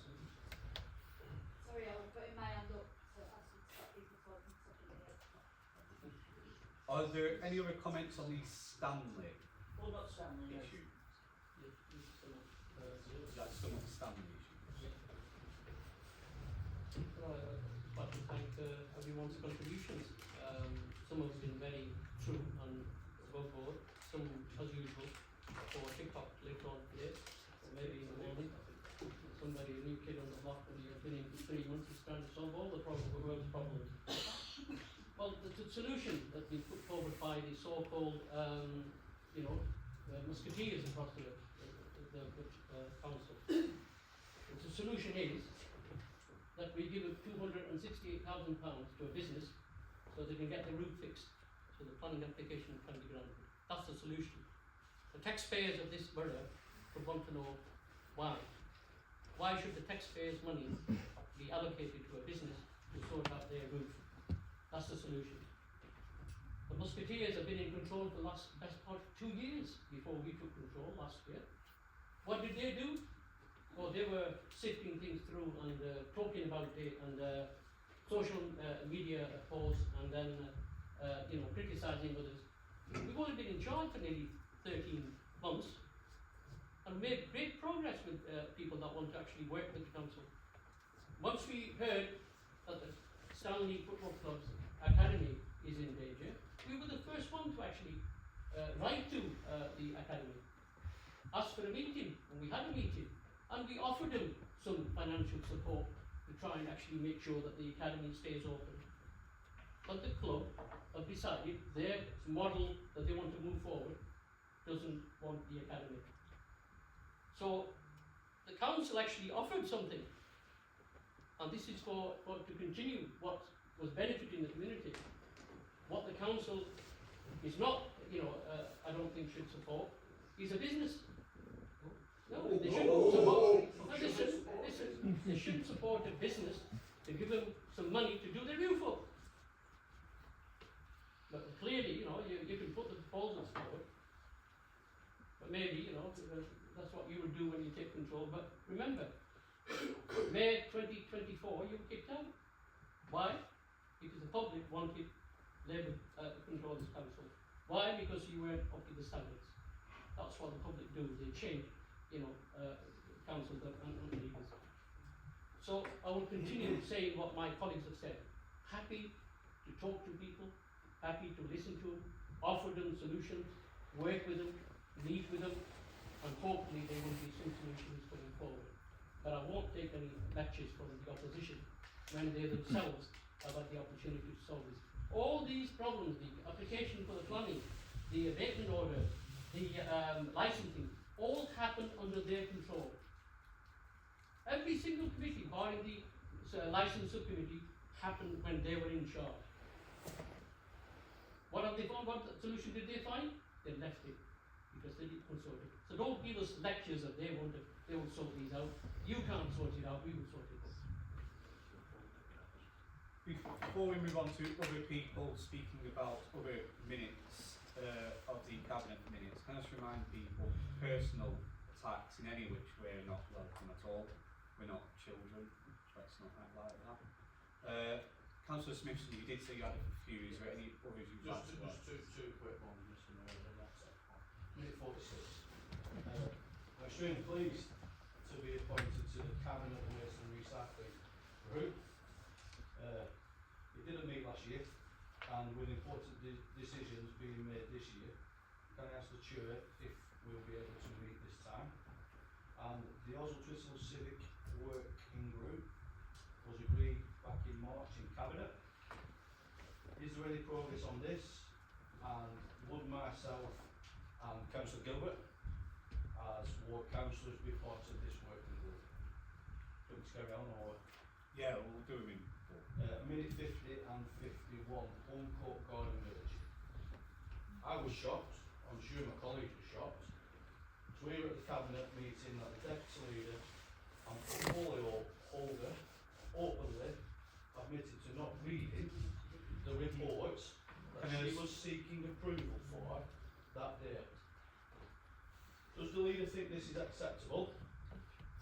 Reports of such a big project wasn't read, and And can he assure this council, and more importantly, the residents of Hyndburn, that in future all reports will be read and understood by the various portfolio owners before seeking approval from the Cabinet?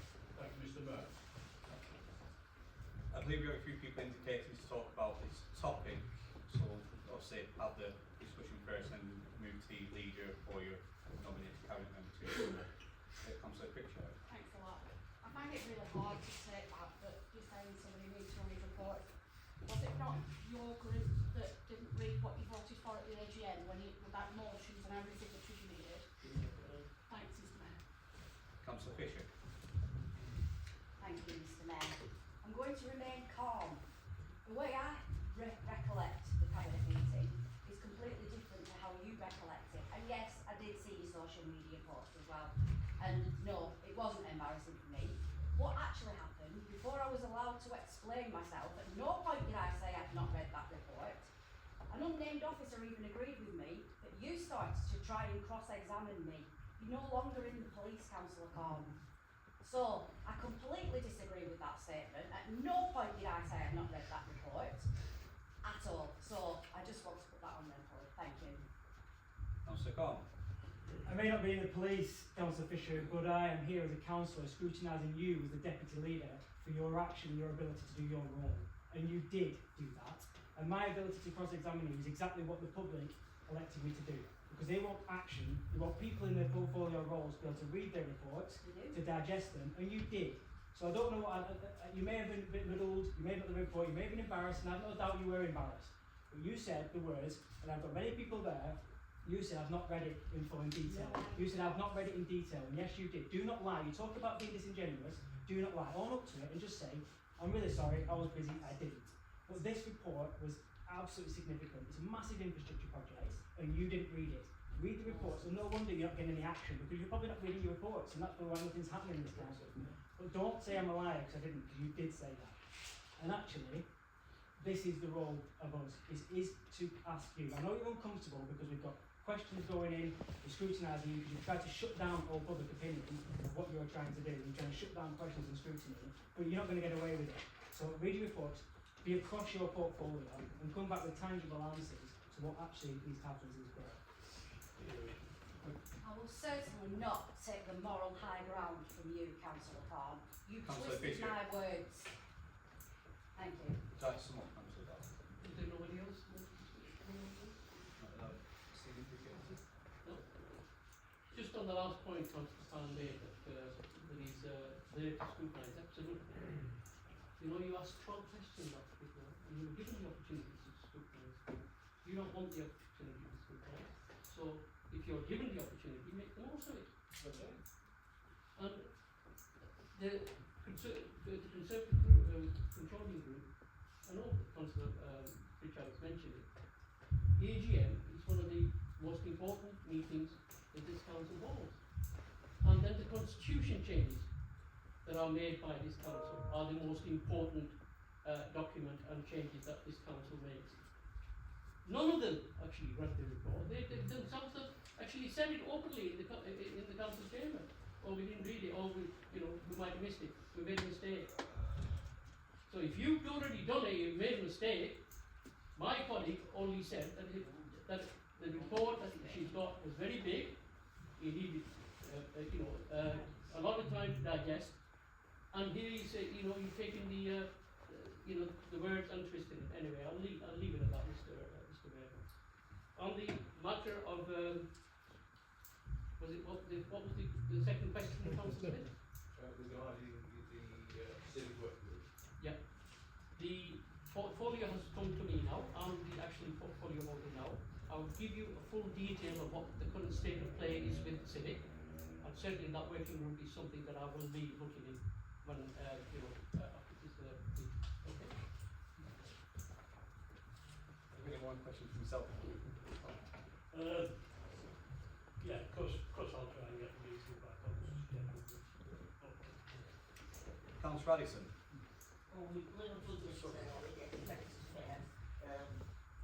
Minute number 52, the draft cultural heritage strategy. The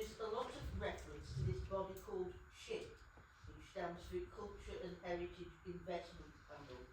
I'd like to know who sits on that panel and what its remit is, because I haven't really heard anything about it before as contributing towards this strategy. The other one is minute number, scroll down, I think it's number 57, the one about the Coach Road solar panel meadow. That's right. I wanted to know, I was a bit puzzled as to why, the organisation that's going to be purchasing the electricity is William Blythe Chemicals Limited. I think it's about at least 3 years ago, when Miles Parkinson was still leader, there was a meeting about this, and the idea then, as far as I knew, was that the council department, somewhere in the church area, was going to benefit from this electricity. I thought it was perhaps going to be Hyndburn Sports Centre, I think it was the CVMU that he had in mind, and it all seemed to go dead for a while, but it says here it would generate enough electricity to power about 550 houses, but it was anticipated that William Blythe Limited would enter into a formal agreement to purchase the electricity produced, and I just wondered on what basis William Blythe had been selected for that. Thank you, Mr. Mayor. Would you like to respond? Any more questions? You indicate the question. Next, So, Mr Mayor, what is envisaged in your procedure is you take all comments on the minutes No, some- and then there will be a summing up. Now you've gone to summing up a couple of times and then you've gone back to questions. So I think actually what we need to do is receive all comments on the minutes. Each person should have had one opportunity to speak, but actually we've done something different from that. But I just make that observation that we need to bring this to a conclusion, I think, because you've got motions where you're supposed to be an amount of time for those, and you're running out of time. yeah, just 2 points, Mr Mayor, thank you. Just on the minutes, the first one relating to the neighbourhood board. I asked at Cabinet whether or not could I have a copy or an explanation of the election as the chair. As I said numerous times, I have no personal grievances against the chair that you've selected. He's a decent and pleasant man, but actually, when you said it was a transparent process, that is incorrect, because I asked about the Cabinet some weeks ago and haven't had that yet. So if I was to have that, I'd acknowledge it was more of a transparent process and I was able to scrutinise it. And also you said about the fact that it doesn't matter whether somebody is a member of a political party. Actually, political influence does matter in democracy, and it does matter, and people have the right to know, so I would like you to consider publishing that. The second point was on the finances, and you spoke about, on behalf of your portfolio, when I asked the question of when we're going to spend the underspend, when we're going to start looking at the reserves. We're in a very good financial position, despite what you said 13 months ago. We're in a very, very strong financial position, thanks to the officers and thanks to the way that they deal with this council. And we've already heard some questions about where that could be spent, garages, others, wood, etc. And you mentioned there you have a wish list. I asked whether I could have, and our group could have some influence on that wish list so that you could serve the whole group. You said, no, you've got your own. I would like just to again ask the question whether you have time to reconsider that answer, and whether you would allow us to have the opportunity to compliment and also add ideas towards your forthcoming wish list. Thank you, Mr. Mayor. Any comments from the Cabinet members? Would you like to answer that? Yeah, just 4 questions, I believe. The CHIP membership, I'll ask the person who sent me that CHIP membership to ask for. And the second, as far as William Blythe is concerned, I think we'll have to ask the prospects question and get that to yourself. Okay. They're the ones who receive the grant funding for those solar panels. Okay, thank you. Cabinet underspent.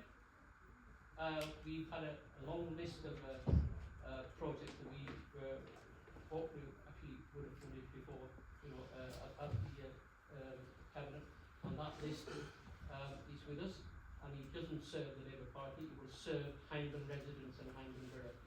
And I don't know where you could come in to say that you've got projects that will serve the borough and we haven't. Well, we're working for the borough, and those projects will be benefit the borough basically. As far as the transparency of the, it was transparent. I don't know what you require to actually satisfy, you probably won't be satisfied anyway, but I don't know what you require from the process. We undertook a process along with the officers and the MP's office, and we've done a process, and we were quite vigorous in actually getting that individual, appointed through a process, and he was the best candidate. Process? What was the process? You need to work process, what was it? We don't have to tell you everything, our process, there was a Can process, we we undertook it. stop this? If that's everything, then that was anything noting only and no vote is required. So we now move on to agenda item number 9, which is minutes of committees. And once if Dad introduced the minutes of the committees. Yes, Mr. Chair, I propose the committee meeting as outlined. And a second, please. Next. Any comments on any of the minutes of committees? Fantastic. I just want to make one note, please. Just in a generic comment around committees. I'd just like to call again for the opportunity to start recording committees in Cabinet, and I want to make it on this point that to have an open and transparent democratic process for this council. Again, highlighted today with discrepancies in what people remember from across the chamber, that this is important. I know, Mr. Mayor, you've called for this before. I call for it again in this open forum that we need to start recording these meetings. We need to start having them at every committee meeting, every cabinet meeting, and here. We can't rely upon the public to do our service in transparency and democracy. Thank you, Mr. Mayor. Would you like to say anything to respond with anything on? Well, the only thing I could say is that these sort of things will be discussed at the legal policy board, and if that's something that the policy board want to bring to the table, then we can have a discussion and bring it back here. Again, that's for noting only, so no vote required. Now move on to item number 10, which is the motion submitted on notice. Everyone, Yeah. Yeah, just in relation to the motions, I'd just like to advise this council that the Conservative group will not engage in this topic of motions and will abstain from all motions moving forward. Will not make any comment. The reasons for that are because we put forward 2 suggestions for motions which directly relate to this council, directly relate to Hyndburn, and one on HMOs, and allowing the Article 4 to afford protection to every part of this borough, not just those that they see fit, and also in allowing Councillor Clang, you've noted obviously. sorry, yeah, so we will be doing that. Residents of Hyndburn expect us to deal with Hyndburn stuff, not just gerrymander in relation to national issues. We will not vote up until a point where local issues are reconsidered at this council chamber through motions rather than national issues that we're in no control. We'll move on to motions. I'm able to confirm that all motions have received the minimum number of signatures required or higher. The first motion, standing up for working people and defending fair terms and conditions. And I call upon Councillor Scott Brereton to move the first motion. Thank you, Mr. Mayor. This council recognises and commends the vital role that trade unions have played and continue to play in defending and advancing the rights of working people across the United Kingdom. Thanks to the tireless efforts of unions and their members, we now have core protections that many take for granted. Equal pay for women, paid holidays, maternity pay, 2-day weekends, minimum wage, health and safety at work, equal opportunities, flexible working, better rates of pay, better sickness and pension benefits. These were not gifts from above. They were won through collective action, determination and solidarity. This council further notes with concern the recent proposals from Reform UK and Lancashire County Council which risk creating a 2-tier workforce by limiting access to the local government pension scheme for new employees and imposing poor pay increases on existing staff. Such measures undermine long-standing terms and conditions, represent an unjustifiable attack on those who deliver essential public services. We believe that all workers deserve fair pay, secure pensions and dignity at work. Undermining this, staff morale and widening inequality will damage recruitment, retention and the quality of services that our communities rely on. This council therefore praises the vital role of trade unions in securing and protecting workplace rights, condemns any attempts to roll back these rights through attacks on pensions, pay and conditions, whether nationally or within Lancashire County Council, urges all staff across Lancashire County Council and beyond to join a recognised union as a practical step to protect themselves and their colleagues. And finally, resolves to write to the leadership of Lancashire County Council expressing this council's opposition to any such changes to access to the local government pension scheme or employee pay progression. So I'd like to propose that motion. Do I have a seconder, please?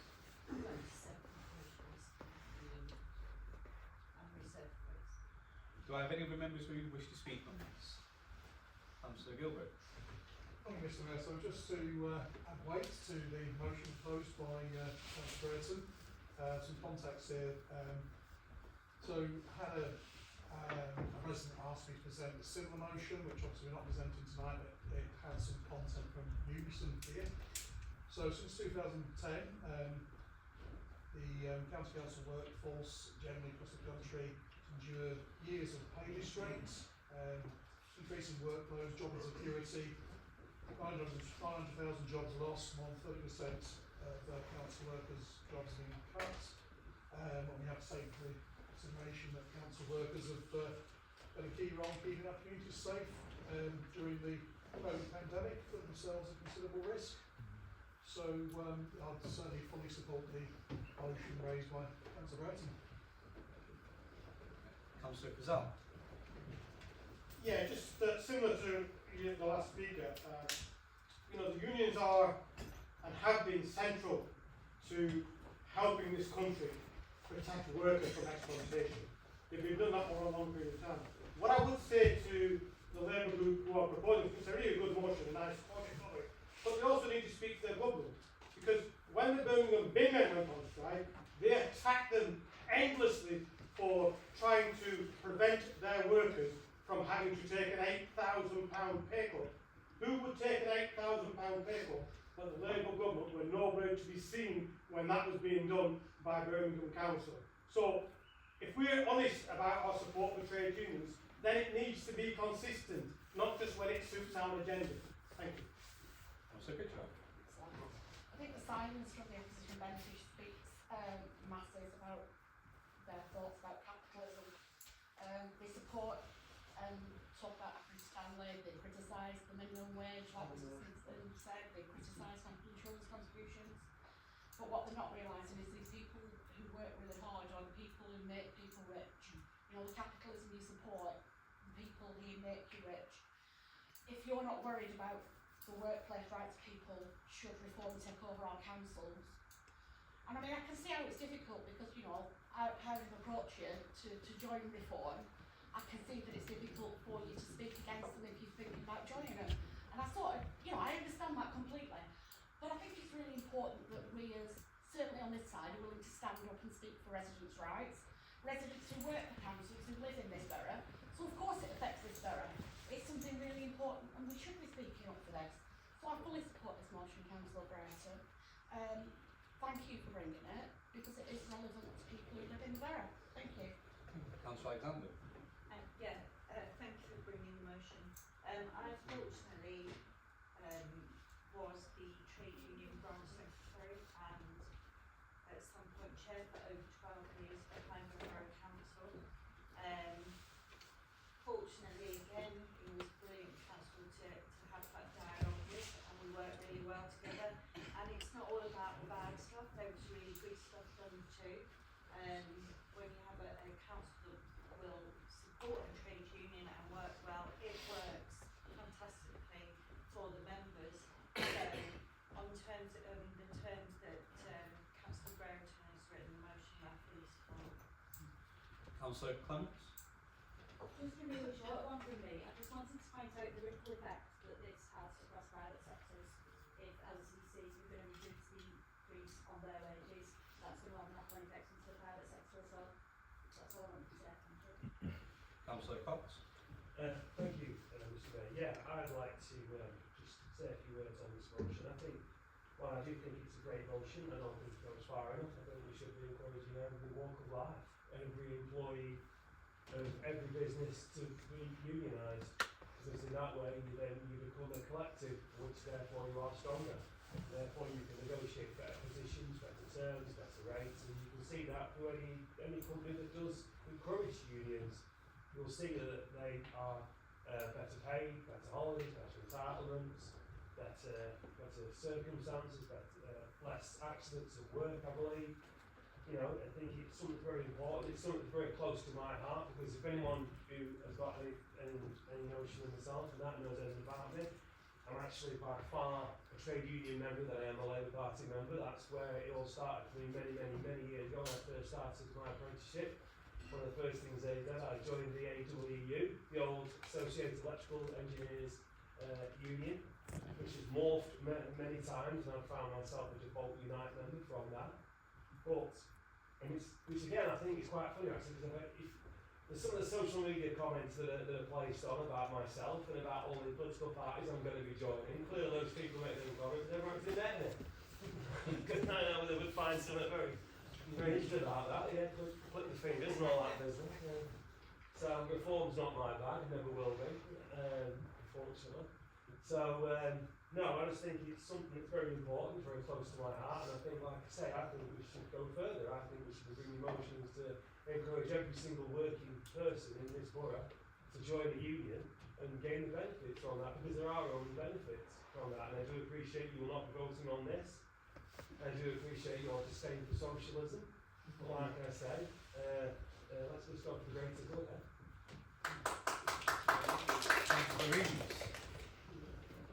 Thank you, Mr. Mayor. I spent 30 years at the sharp end of being a union rep, and I represented locally, nationally and internationally. I went on many meetings, and we once went on a delegation to America, and there was a lot on the American course, and he recently actually lost his leg in a printing machine, and within 2 weeks his employer were contacting him, asking him why he weren't back at work. So that's why I prefer how unions work in this country. I'm very disappointed that every one of you is sitting on your hands, refusing to vote. I can guarantee that most of you have actually benefited from something negotiated by a trade union. And I think it's a disappointing day. Councillor McKenna. I would just like to say that I support the motion as well. I've only been part of a union. I've gone through 2 redundancies, and I've had a lot of support through the union that I was with when I was working in those 2 different business sectors. There's other benefits from being in a union. So the union that I'm in at the moment, they have community initiatives, which I'm hoping to support. So they have funding and ability to help the local community. People don't know that being part of a union, you don't just help the workers, they help the community as well. So I think it does affect the people of our borough, because obviously there's quite a lot of people in our borough that work and that need those support mechanisms. So I really support the motion, and thank you, Councillor, for seconding. Councillor Aziz. Thank you, Chair. I think being in a union goes beyond political beliefs, because you can have people across the political divide in members of the union. So I don't think it's as simple as if you support unions, your politics will sit in a certain section. I don't think that's it. And I think it's important being part of the union, as so many are highlighted. I'm going to highlight a personal example, and I don't think where I get my politics from is not from my father. As many of you met him, got no politics in. It's from my uncle, my father's older brother, and he's not amongst us. And it's one of my sadness that he never actually got to see me on the council, because he died a year before I got elected to the month. And so, but his politics was, he was the chair of the teachers' union in Pakistan for 30 years, and unopposed for 25 of them. And one thing he said, being part of the union, is you serve the people you represent, and you want to make the conditions better for them. And For us, this motion is protecting our vital frontline staff across Hyndburn. This isn't a political motion, even though there are comments. This is protecting our residents that are playing a vital role in the children's services, in our education, in adult social care, in transport, in highways research. These are the staff that make differences day in, day out to every one of our lives. And that's why it's so important that we protect and champion the union, and it goes across politics and the political divide. And I'm disappointed that you've taken an arbitrary approach to motion, and I hope you reconsider, because this is beyond us having a kicking, because this is important to send a unified message to Lancashire County Council of the vital role that unions and staff play. Thank you very much. Councillor Shard. Thank you. Can I thank the proposal for this motion, for bringing this motion? It's an excellent motion for the people of Hyndburn. I think more important is that we are standing up for resident Hyndburn as opposed to the opposition, who are clearly sitting on their laurels, not actually participating. They talk about democracy, they talk about transparency, they talk about openness. Here they have an opportunity to actually contribute towards a motion that is benefiting vast majority of the people in Hyndburn. Why aren't they not doing it? Is it because they don't want to appease their friends somewhere? Or is it because they don't like the motion contents? Disappointed.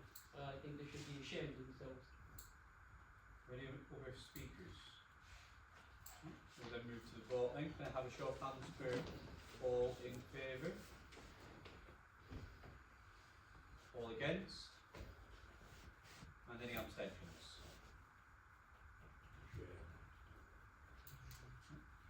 Move on to motion number 2, which is reforming UK maternity services. Can I call on Councillor Claire Yates? Thank you, Mr. Mayor. So, a recent national review of maternity services conducted by the Fair Quality Commission evaluated 131 maternity units across England, revealing significant areas for improvement. Nearly half of the units were rated as requires improvement, 36%, or inadequate, 12%. None achieved an outstanding rating of safety, 47% required improvement, while 18% were deemed inadequate. Key issues identified included weak leadership, inconsistent safety protocols, and a failure to learn from past incidents. However, the potential for meaningful change exists through fostering the right culture and making the right investments.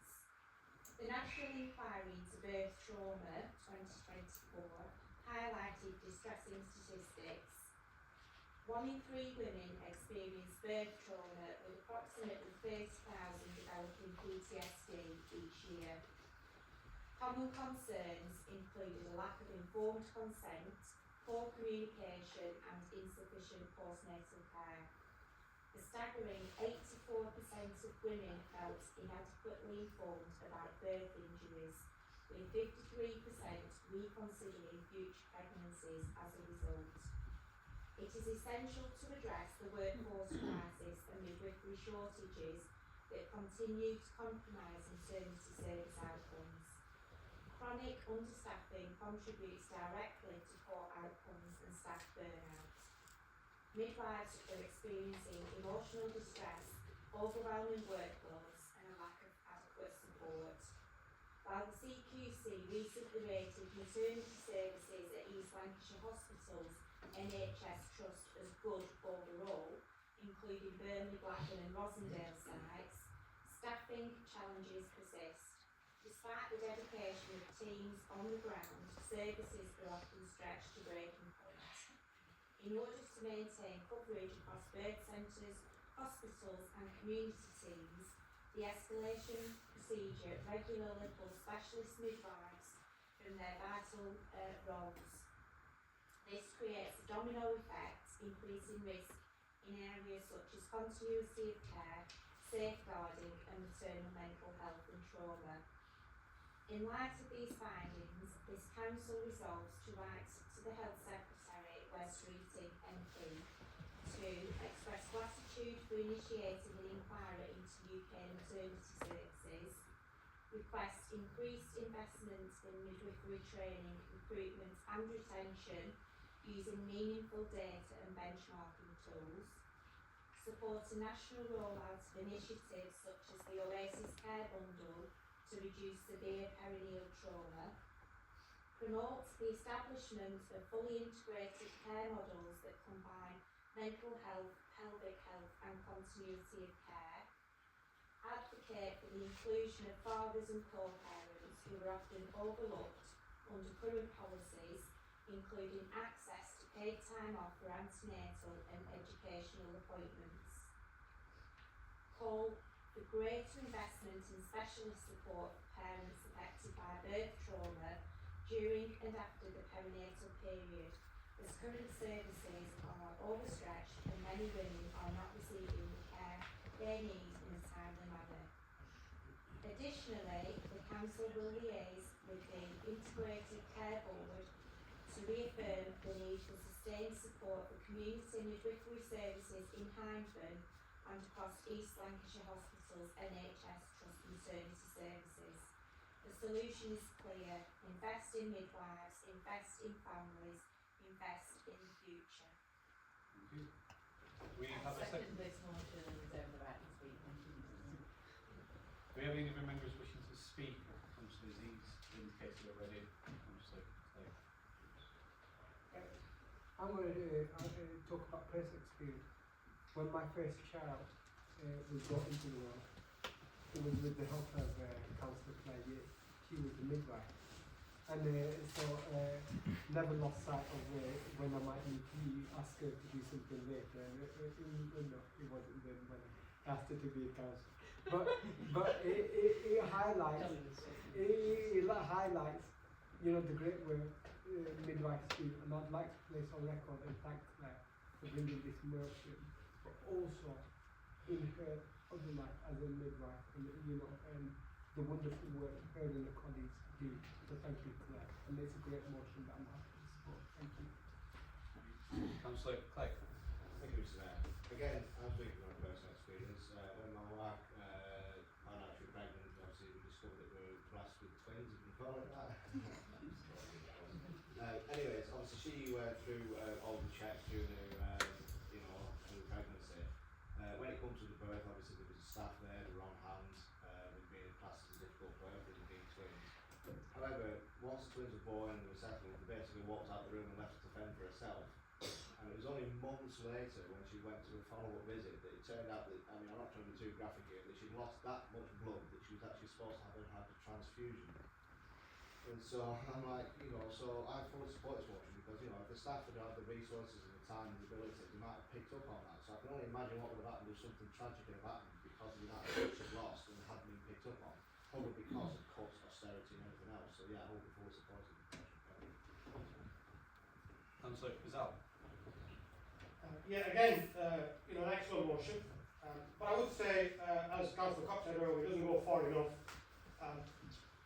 One of the members mentioned West Streeting. Now, West Streeting receives a lot of money from private health firms, and he is refusing to rule out time and time again that he will not keep the National Health Service fully public, that he reserves the right to introduce more private money and private funding into the National Health Service. So investment is absolutely needed in the health service, and we need consistent messages from the government and from the Labour Party that they are supportive of the health service, because far too many ministers and far too many Labour MPs are willing to have a pop at the National Health Service when they know very well that it's grossly underfunded, and the reason for all the complaints and the reason for all the endless waiting lists is because of lack of resources, not because of any inefficiency. Thank you. Councillor Fisher. Thank you, Mr. Mayor. Yeah, this is a brilliant motion, Councillor Yates, and I thank you for bringing that to this council. Before we'd even discussed motions this month, only a few weeks ago I was speaking to a lady in Rishton who told me about 3 horrendous experiences that she'd had, unfortunately, and one of them did result in the loss of a child. So this is a brilliant motion, which obviously I'm hoping that most of us in this room will support this today, especially listening to the personal experiences of other councils as well. So again, I'd like to thank you. And I also noticed this week as well that the government are looking at increasing paternity leave for dads as well. So it's not just about the mums, this is about the dads as well, and hopefully if that does go ahead and dads get more support and more parental leave, hopefully that will also have a positive impact. So thank you. Councillor Bichard. Thanks. I never dreamed that I'd stand up in full council and speak about this. I'm not 100% sure how far I can get through this. But I'm very lucky that I'm the mother of a very beautiful daughter. But whilst getting our beautiful daughter, I also lost 8 babies before and after Caitlin.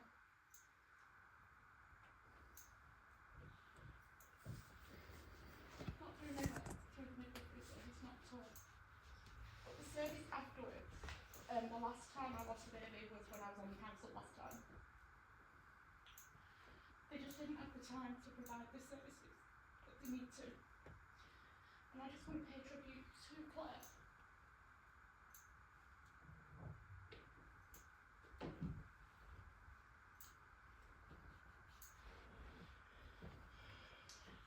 Claire gave my daughter a name.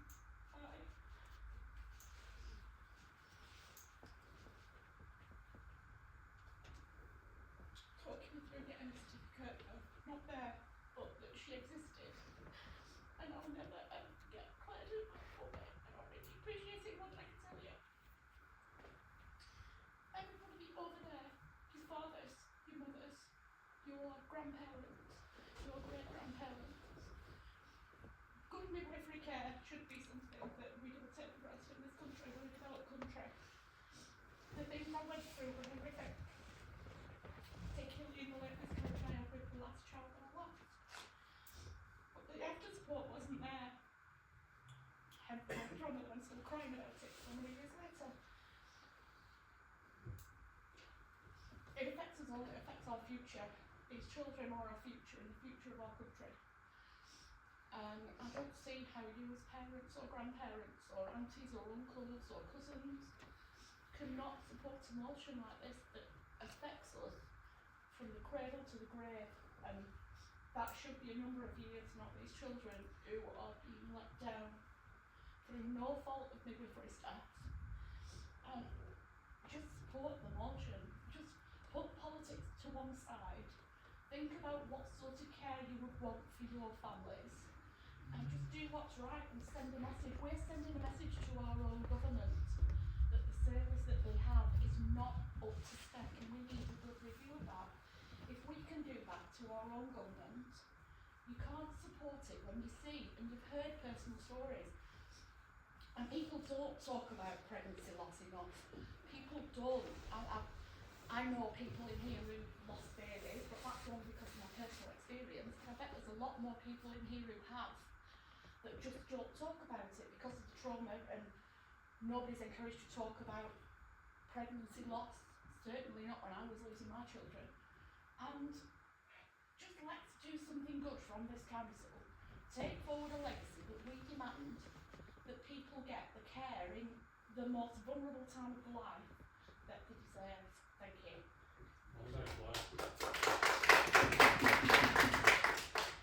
I'm sure we all stand with you, curious what you've just done there. I know it's nothing. Councillor Anderson. I'll speak from personal experience as well. I've done my bit in the population of Hyndburn with 4 children. As a councillor, I'm not really blessed going out with twins. Fortunately, I had really good experiences with all my children. I had an emergency cesarean section with my first child, Jack.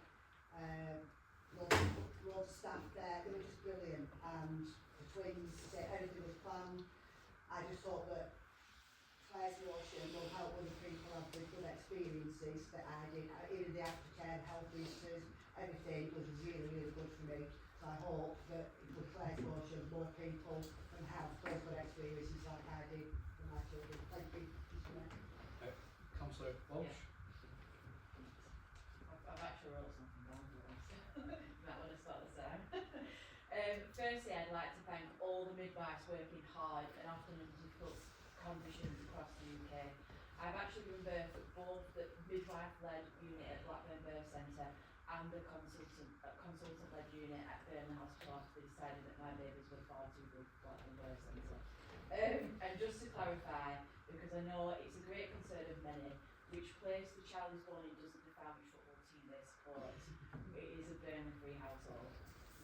Today I want to discuss some important changes that I hope the review will address. Firstly, I want to talk about staff shortages. I'm a firm believer that at no point in a woman's maternity care should she hear the words, "I'm sorry that we are short-staffed today." This has a huge knock-on effect across the whole of maternity services. Next, I want to draw the Council's attention to birth injuries. I believe that if roles were reversed, there's absolutely no way men will be going home after giving birth and sustaining a birth injury with 2 paracetamol just 6 hours later. There is a distinct lack of aftercare for women with birth injuries, and that's why so many choose not to have any more children.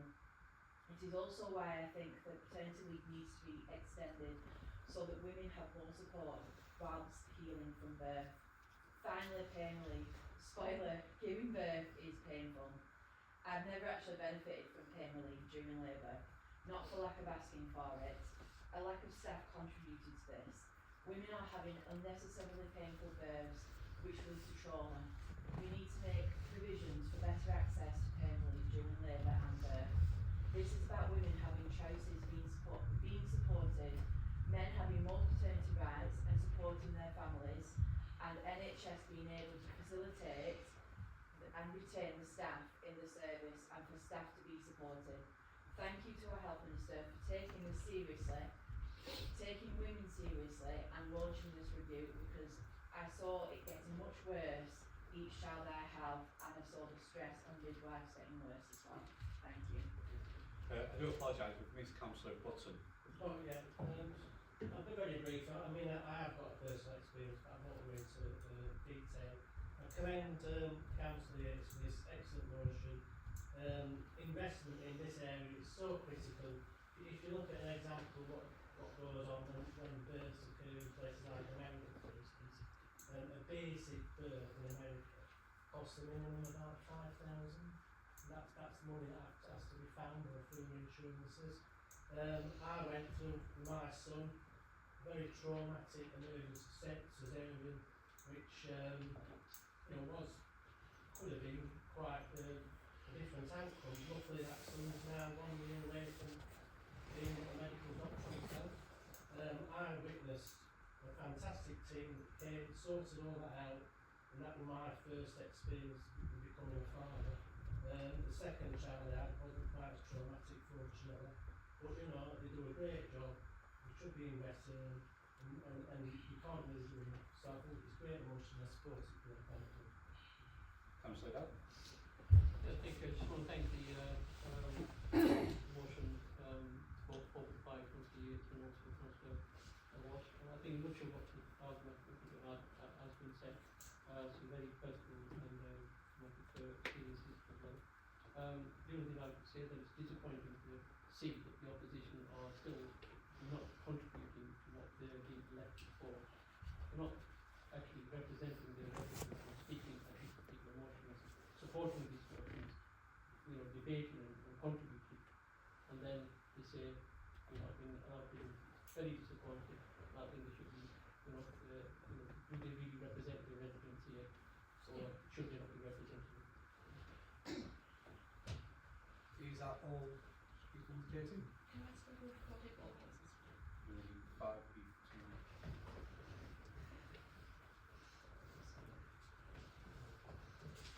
Please give us all the settle.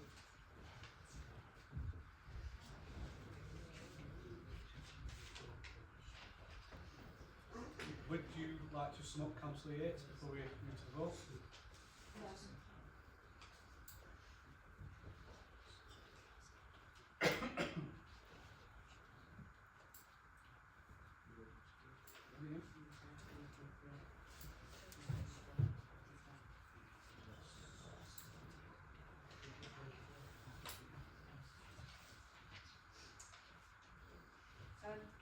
Judith Addison. Abstain.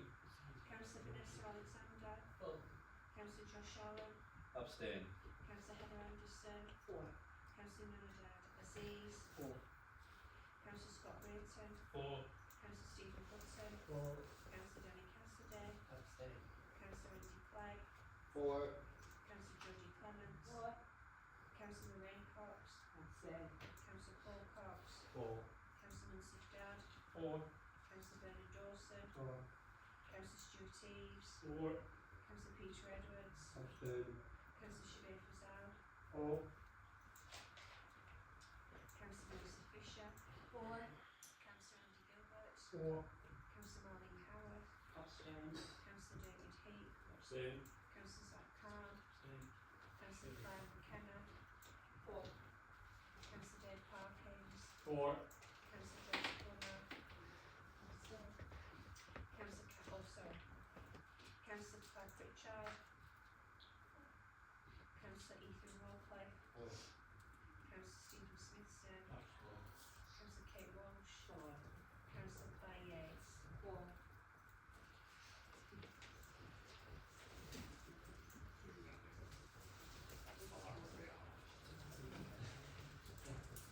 It's carried this way.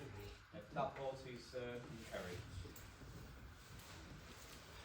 Moving on to motion number 3, which is the welfare motion. I call on Councillor Mr. Fisher to move. I make the motion, Mr. Mayor. Can we get one? Thank you, right. This council believes that the welfare system must be built on the principles of dignity, fairness and respect for all.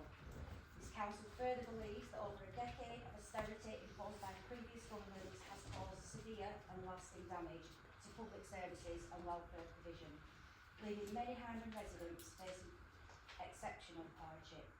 In particular, people with health-related conditions have borne the brunt of these cuts over time and continue to experience disproportionate levels of poverty and insecurity. Whilst this council recognises the need to manage public finances responsibly, it holds grave concern about the direction of current welfare reform proposals. It cannot be stressed enough that disability benefits are vital to help disabled people to remain in work. However, this council was pleased to learn that the government have listened to concerns recently and will implement concessions, so existing claimants of PIP and universal credit will have some peace of mind. This council therefore calls on the government to continue to support the most vulnerable without further reductions to essential welfare support. Instead, it urges a focus on tackling the root causes of rising welfare demand, such as the imbalance in the tax system, housing insecurity, low paid and insecure employment, soaring mental health issues and deepening inequality. This council resolves to write to the Secretary of State for Work and Pensions, the Right Honourable Liz Kendall MP, and the Prime Minister, the Right Honourable Keir Starmer, to express our serious concerns about the potential impact of any forthcoming welfare reforms. We request that the government pauses its current welfare review and instead prioritises solutions that protect those in the greatest need. We reaffirm our commitment to supporting residents in Hyndburn through a strong local welfare provision and continued advocacy for a just and compassionate welfare system. Thank you. Do I have a seconder? I'll second this motion and abstain. Reserve the right. I reserve the right to speak. Is that speak now? No, it's alright. I've reserved the right now. I'll give it a rest. Councillor Fazal. Yeah, this feels like a continuation of the last motion. So, we've got a Labour government who are saying that they have to do these really awful things because they haven't got enough money.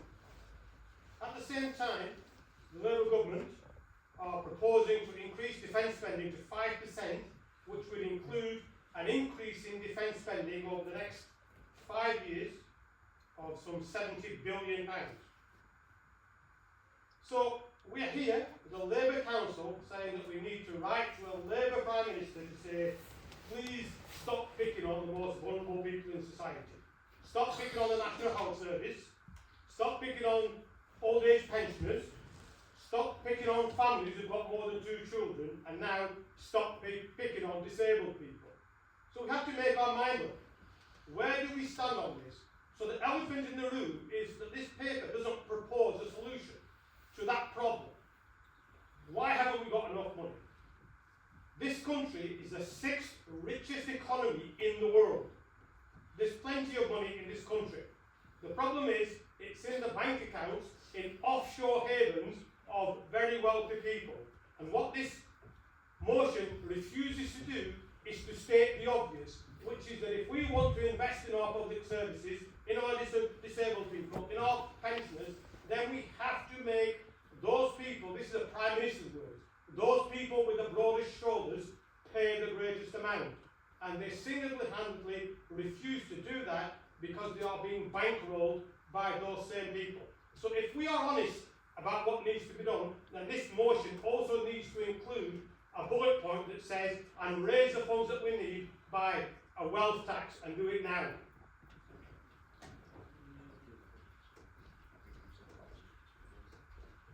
Councillor Cox. Thank you, Mr. Mayor. Yeah, apologies for the confusion there. I was going to second this motion, but obviously there's a bit of a typo there.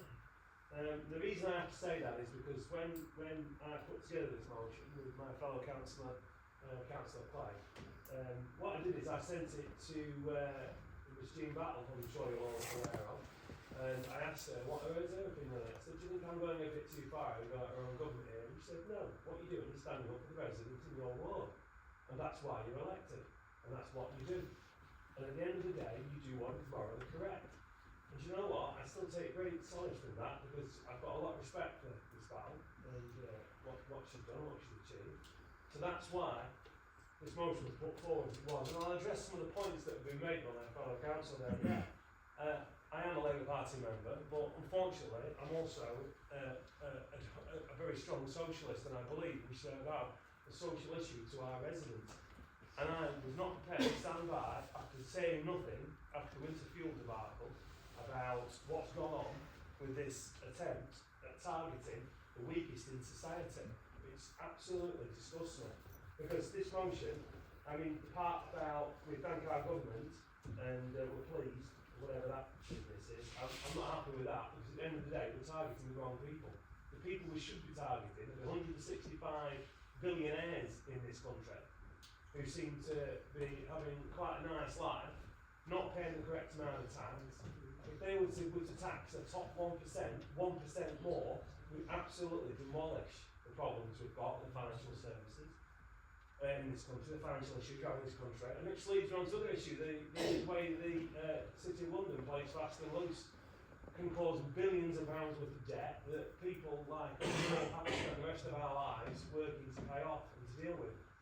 So I just find it incredibly disappointing when we take control as a Labour government, we then turn our guns on those people who we think we'll be able to target, and I think it disappoints me, because I don't want to be part of the party that tries to out-reform reform, because that's not what we're about. Now, I do appreciate the party has made some changes. It's come out and said it's made some mistakes, which I think fair enough. You can do that. It's been a long time since Labour's been in any sort of control of the government. So yes, mistakes can be made, and they've turned it round, and things have changed. And I appreciate that. But I think it's important we send a message to central government to say that this authority, a Labour-run authority, would like the government just to pause and hold back and just think about other options and other ways of dealing with this problem. And I think it's important that we send that message. And I think, again, it addresses an issue that Councillor Palmer said, that we just sit here trotting out the old socialist memoranda. Well, clearly we're not, because we're sending a message to our own government saying, just pause, because as local councillors, we're on the front line. We're the ones that get the messages from residents. We're the ones that get the emails saying they're desperate, they're in trouble, they're struggling, what they're going to do next, what's going to happen next to them. Because the safety net is no real safety net anymore. And I was going to speak on the previous motion, but we also have to bear in mind that I think the NHS, when Labour left in 2010, it was when Labour took control in 1997, spending per head of population on the NHS was the lowest in Europe. When we left in 2010, it was the highest in Europe, and we're right back again to the lowest in Europe. And I think, as pointed out, as the 6th biggest economy in the world, that was quite a shameful position to be in. We should be priding ourselves on our health and our welfare system, because it should be open to all, free at the point of need. And I think it's so important that we should all support this motion and send a message that this authority just thinks this government needs to step back and think, because that's why we're elected, and that's why I'll stand by that motion. I will support this motion in full, but like I said, I just think we have to just think a little bit more, and I'm just disappointed that you won't vote for it, because I thought this would be the ideal opportunity for you to make a point and say something. But again, it will be disappointing for your residents that you haven't done that. But then again, that's your decision. You'll make that decision. But I will be supporting this. Councillor Gilbert. Thank you, Mr. Mayor. So, it's my earnest belief that those of us who are relatively mentally and physically fit should be here to support those who are not. And we see countless examples of this everywhere. I'm sure we've all got our own ways of trying to tackle this one way or another, you know, some of us do little good deeds and what have you. And I make no secret of my own ways that I spend all my council wage one way or another supporting vulnerable people, and part of my working wage too. Partly because I choose to, partly because I think I have to. And obviously, when a council wage down to £279 a month, you have to be extremely inventive as to how we invest that in order to do that. It's only going to go so far. And so I'm sure we've all got our own ways of supporting vulnerable people. So I'm fully in support of this motion. I think there is a fear really with all governments that if they chase millionaire tax dodgers and people exploiting loopholes too much, of these people move abroad. And again, it's my earnest belief the government are actually chasing people. They are trying to chase down, are trying to close legal loopholes for tax dodging. They're trying to chase people actually legally owe tax. If all these millionaires we were able to get the tax back off them, that will be all the welfare problem solved. So yeah, I mean, it doesn't get reported in the government are trying to do this, but I think we do write to them about welfare reform. They may take heed, and they may then look in the right direction as to how we can keep the economy flowing, but keeping the vulnerable safe and well. Thank you. Councillor Pritchard. Thank you. I think what we need to do is the government needs to separate the idea that it seems to have that worklessness and disability go hand in hand. I'm a disabled member of this council. I know several of my colleagues are also disabled members of this council. We're not vulnerable. We're not weak. We work, all of us. We have difficulties working, and I think the government needs to realise just how expensive it is having a disability. I needed to buy a new car because I needed it bigger to get my disability scooter in the boot of it. My home needs to be warmer than others' homes because I have trouble regulating my own temperature. If I can't drive, I need to get taxis places because if I'm ill on that particular day.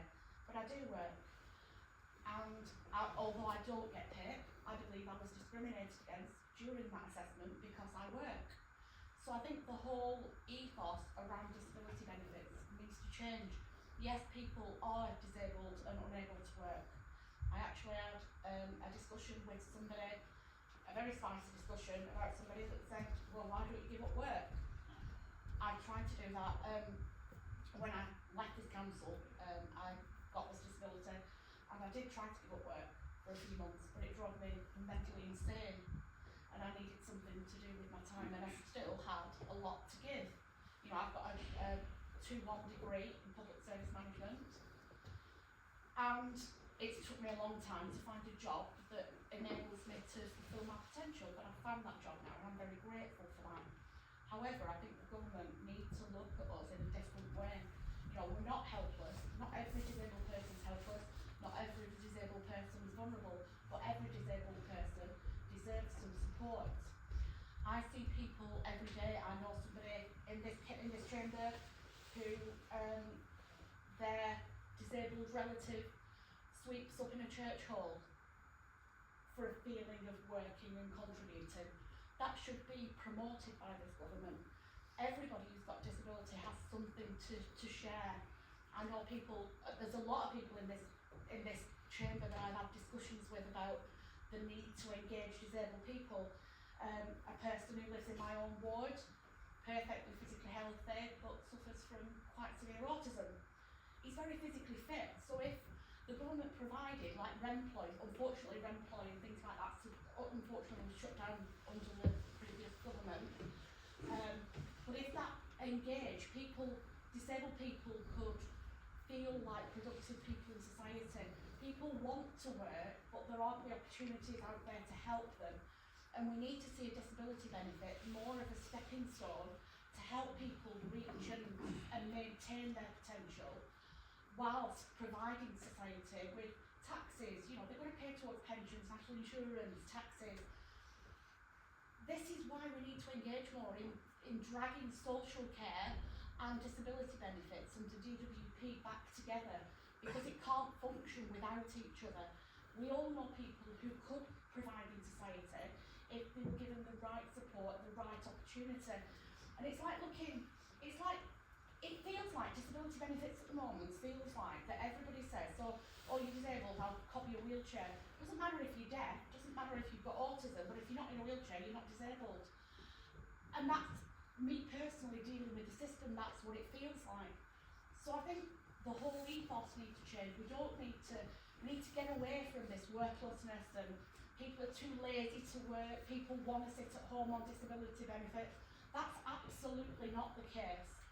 But not everybody's as fortunate to be able to do what I do and work full time and, well, I work 30 hours a week and then I do the council. But it's a lot to sustain, it's hard, and I'm lucky that I don't earn minimum wage, I've got quite a good job, so I can afford to do the adaptations that I need to do to carry on working. A lot of people aren't in that fortunate place through no fault of their own. Maybe they've got bad sickness record, makes it very difficult to get another good job because they've had to take time out with a disability.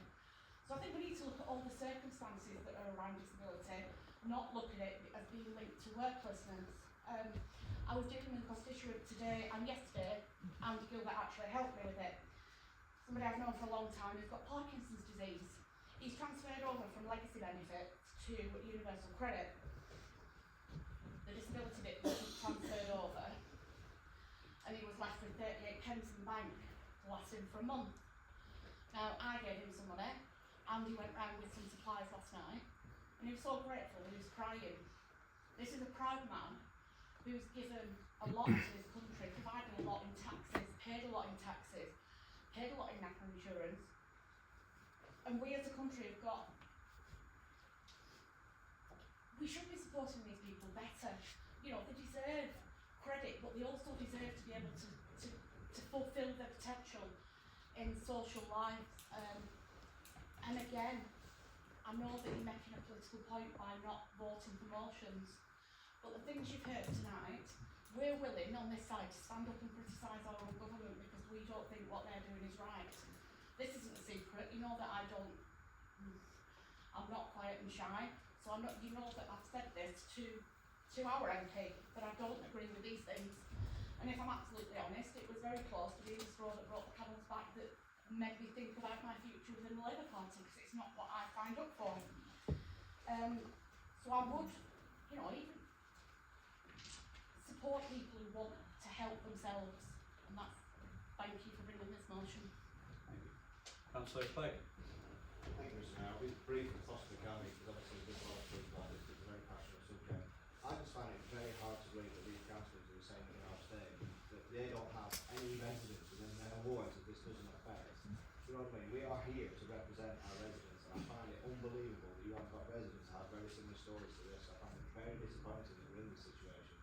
Obviously, when my fellow councillor Cox brought his motion to me, I was fully backing it because, yes, we have a Labour government, but no, I don't agree with what they're saying, and I get to say it, as other councillors said, I don't think it goes far enough. I think it's very disappointing that you said that our MP voted in favour of this. I think that should be, called up and spoke about because, we are now sending a message to them saying, no, we have residents in this borough that have been directly affected by this, and I refuse to believe that you haven't got residents in your ward who have been directly affected by this. So I find it just shameful that you're not supporting residents who are really, you know, impacted by this, because it'd be you that are picking up the phones of your residents who have been impacted by this, and you really want to answer the call to say, well, we had an opportunity to send a message, but we didn't. Thank you. Councillor Anderson? Yeah, as obviously, I don't like to call myself disabled, I still can't get my head around that, but anybody in this room could be an operation away, or a fall away, or anything to becoming disabled. As, you know, me, I was halfway through a nursing degree, had a surgery on my back, that's it, now I am what I am. It took a lot of time to adapt to it, and I had my nursing career, I worked in a pub, I had Morrison's job, couldn't do any of them. You go, you have to go on universal credit, and, you know, they couldn't find me a job to do. I've got a forensics degree, but they couldn't find, because, you know, luckily, this was my saviour for council work, but there should be better ways to help disabled people get into work instead of just going to, like, you know, big weekly meetings at universal credit for 10 minutes, and then, you know, they offered me jobs on farming, a carer. I said, I've got a carer myself. There needs to be systems and money in place for people like me that haven't been, like, you know, it takes a while to get used to being a disabled person, and to find the right fit for a job we basically need. Some people might not be able to work, but it's something that they can do. You know, not everyone would have the I'm going to say balls then, but to be a counsellor and things like that. But this has helped me massively. But yeah, it's a really good motion. And like I say, I think along with everybody else, we've been a bit disappointed with things, but hopefully they will take a pause and sort themselves out. Thank you. Councillor Gadd? Just like to thank the proposals and the seconder for this motion. I think it's an excellent motion. I think we will not shy away from calling the government when we are representing our residents. I don't think the residents will forgive us on that, and I don't think that our self-conscious will consider, well, that's a question for the opposition. Why not contribute and why not vote on this particular motion? Another motion, third one, which goes to the heart of the community and what their needs and what they want to. I just want to commend our MPs who actually stood up for those residents that they represent and got the government to change their mind on with the fuel allowance. And they didn't shy away, they stood up, they actually put their views to the the Prime Minister and the Minister, and that got changed. And we believe we have to stand up for our residents, and that's what we are elected to do, to represent them. As far as the taxes on rich is concerned, I think we'll just wait on that one. I think something is coming. I hope it is, because that's where they need to start. That's where the money needs to come in, not bottom up or top down. And just finally, I just want to ask the opposition. This is the last motion. I think it's time that they actually stood up for the residents. If they can't stand up for the residents, they have no morals to say that the opposition are giving you the opportunity. This is the opportunity in this chamber to speak up. Thank you, Mr. Mayor. I will take this opportunity to respond to some of the comments. I do hear the quotes and the comments of shame, and I do speak Bernard, thank you, and the recorded votes. But I just really want to make clear, actually, that this isn't my disdain towards socialism or the welfare state. Really isn't. It isn't because we don't commend you, Claire, for the story and the motion that you brought, actually, because there's lots of experience on both sides of this chamber throughout our communities. And this is no way personal towards that motion, especially, and I'd just like to reiterate that we would support that in principle if we were to be voting tonight. So don't, and I will not use that politically, and I will never use that or any experiences. And Claire, I commend you for standing up and speaking about your experiences, and likewise on those in relation to disability and maternity. And this isn't a political point, because actually by abstaining you've allowed your motion to go forward. if you think about it, we've allowed you to, right, don't shake your head, I'm making a really serious point here, councillor. We're allowing your motions to go forward. We're allowing you to have a kick into your government. You know, we would have joined in on that. And we, by abstaining, have allowed it to do. What I would say is, and I'll reiterate the reason for this. Councillor Carn, just 1 minute. Can I just reiterate again to many councillors, we've all been given the chance to speak tonight, unopposed and without interruption. Councillor Carn deserves the exact same rights. If you do have an opinion to say, please put your hand up, please speak it after he has had his say. Thank you, and so the reason why, and I'm just going to reiterate because before you then use it, and I would really think again before you use topics like this. The reasons why we have done that is because we constantly in this council have motions that are based on international affairs, national affairs, and we write letters constantly to people, to Prime Ministers, to Ministers, to Lancashire County Council. Do we get a response? How many times, honestly, have we had written a letter, you've written a letter, we wrote a letter previously, it didn't go anywhere, it wasn't ever responded to. We sometimes get them, we sometimes don't. And you've mentioned this many times when you said write a letter to the government, you've called here, where is it? You've got a Labour MP. These points here belong in Parliament. Some of these points that you've made, especially you, Claire, are really pertinent points and really important stuff. And I really do hope that things change in that regard. What are you doing to engage your MP to bring these up here? And we will debate these eventually in future, I'm sure, and I really hope we get to the point where we can engage in this because we do really care about these subjects. The point that we're making is that we often, in the last council meeting, this council meeting, we brought forward and put forward actual Hyndburn related motions. And 2 of them this time on things that actually this council has a decision making power about, has actually the ability to do something about HMO's local members grant, that we have decision making, you as a cabinet have decision making, we as a council do. We are constantly bashed back in relation to questions, transparency, motions and topics of this council. And I want to, the reason why we have abstained is on that point, and that point alone, I want to be really clear before you use it, especially you, Councillor Fisher, because I know you can see it, you're trying to find an angle with it, and there isn't one. It is because we have had enough of wanting change in this council that we can deliver, we can do these things, and we get bashed back. And there'll be motions next time, and there'll be time, and there'll always be a question of when do we make a stand on that point, and it is tonight. Unfortunately, one of the motions was very personal motion, which we'd have otherwise supported. But we've got to make a stand at some point, and that is, again, just clearly the one we've got.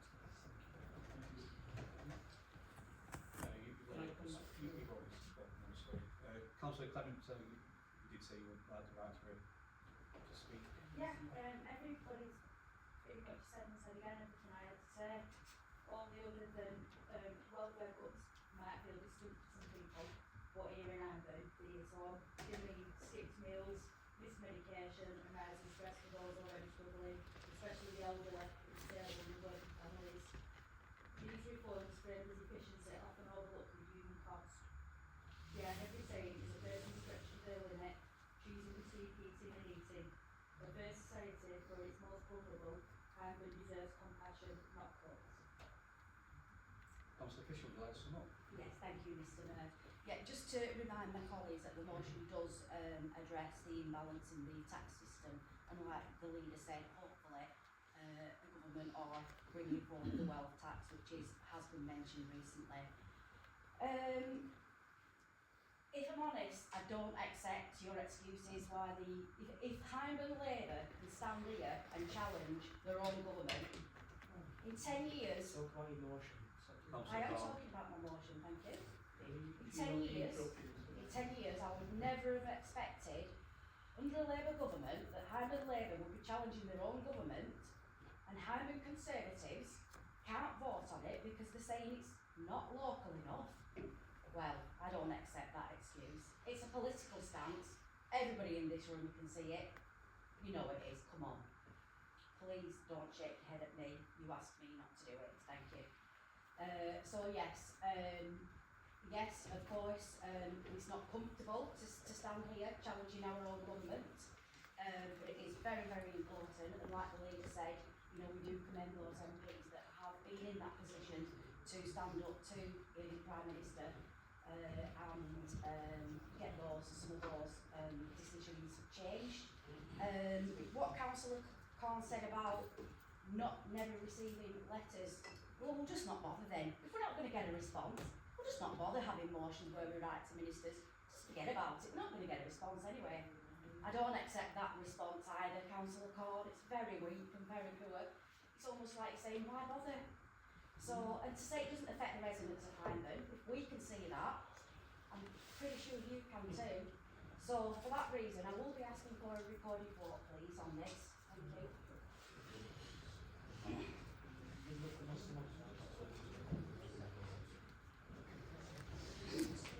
Well, moving to the vote then, I think there's a few minutes to settle. Can we see if we can just test whether we can make this shorter? Is it true that if you are a Labour member, you would vote in favour of this motion? If that is not true, indicate. So all Labour members would vote in favour of it. Is it true that if you are a Conservative member, you would abstain in relation to this motion? Please indicate if that is not true and you are Conservative. And Councillor Fazal, would you please tell us what your view is? You would vote in favour of the motion. Thank you, that motion is carried and you will vote back. Would you record your votes accordingly? That brings us to the conclusion of this meeting. The next meeting of the council will be held on Thursday, 25th of September at 7 p.m. Obviously, if we don't see everyone until then, have a good summer and holidays and enjoy. Members of the council, ladies and gentlemen, would you please stand for the mayor to retire?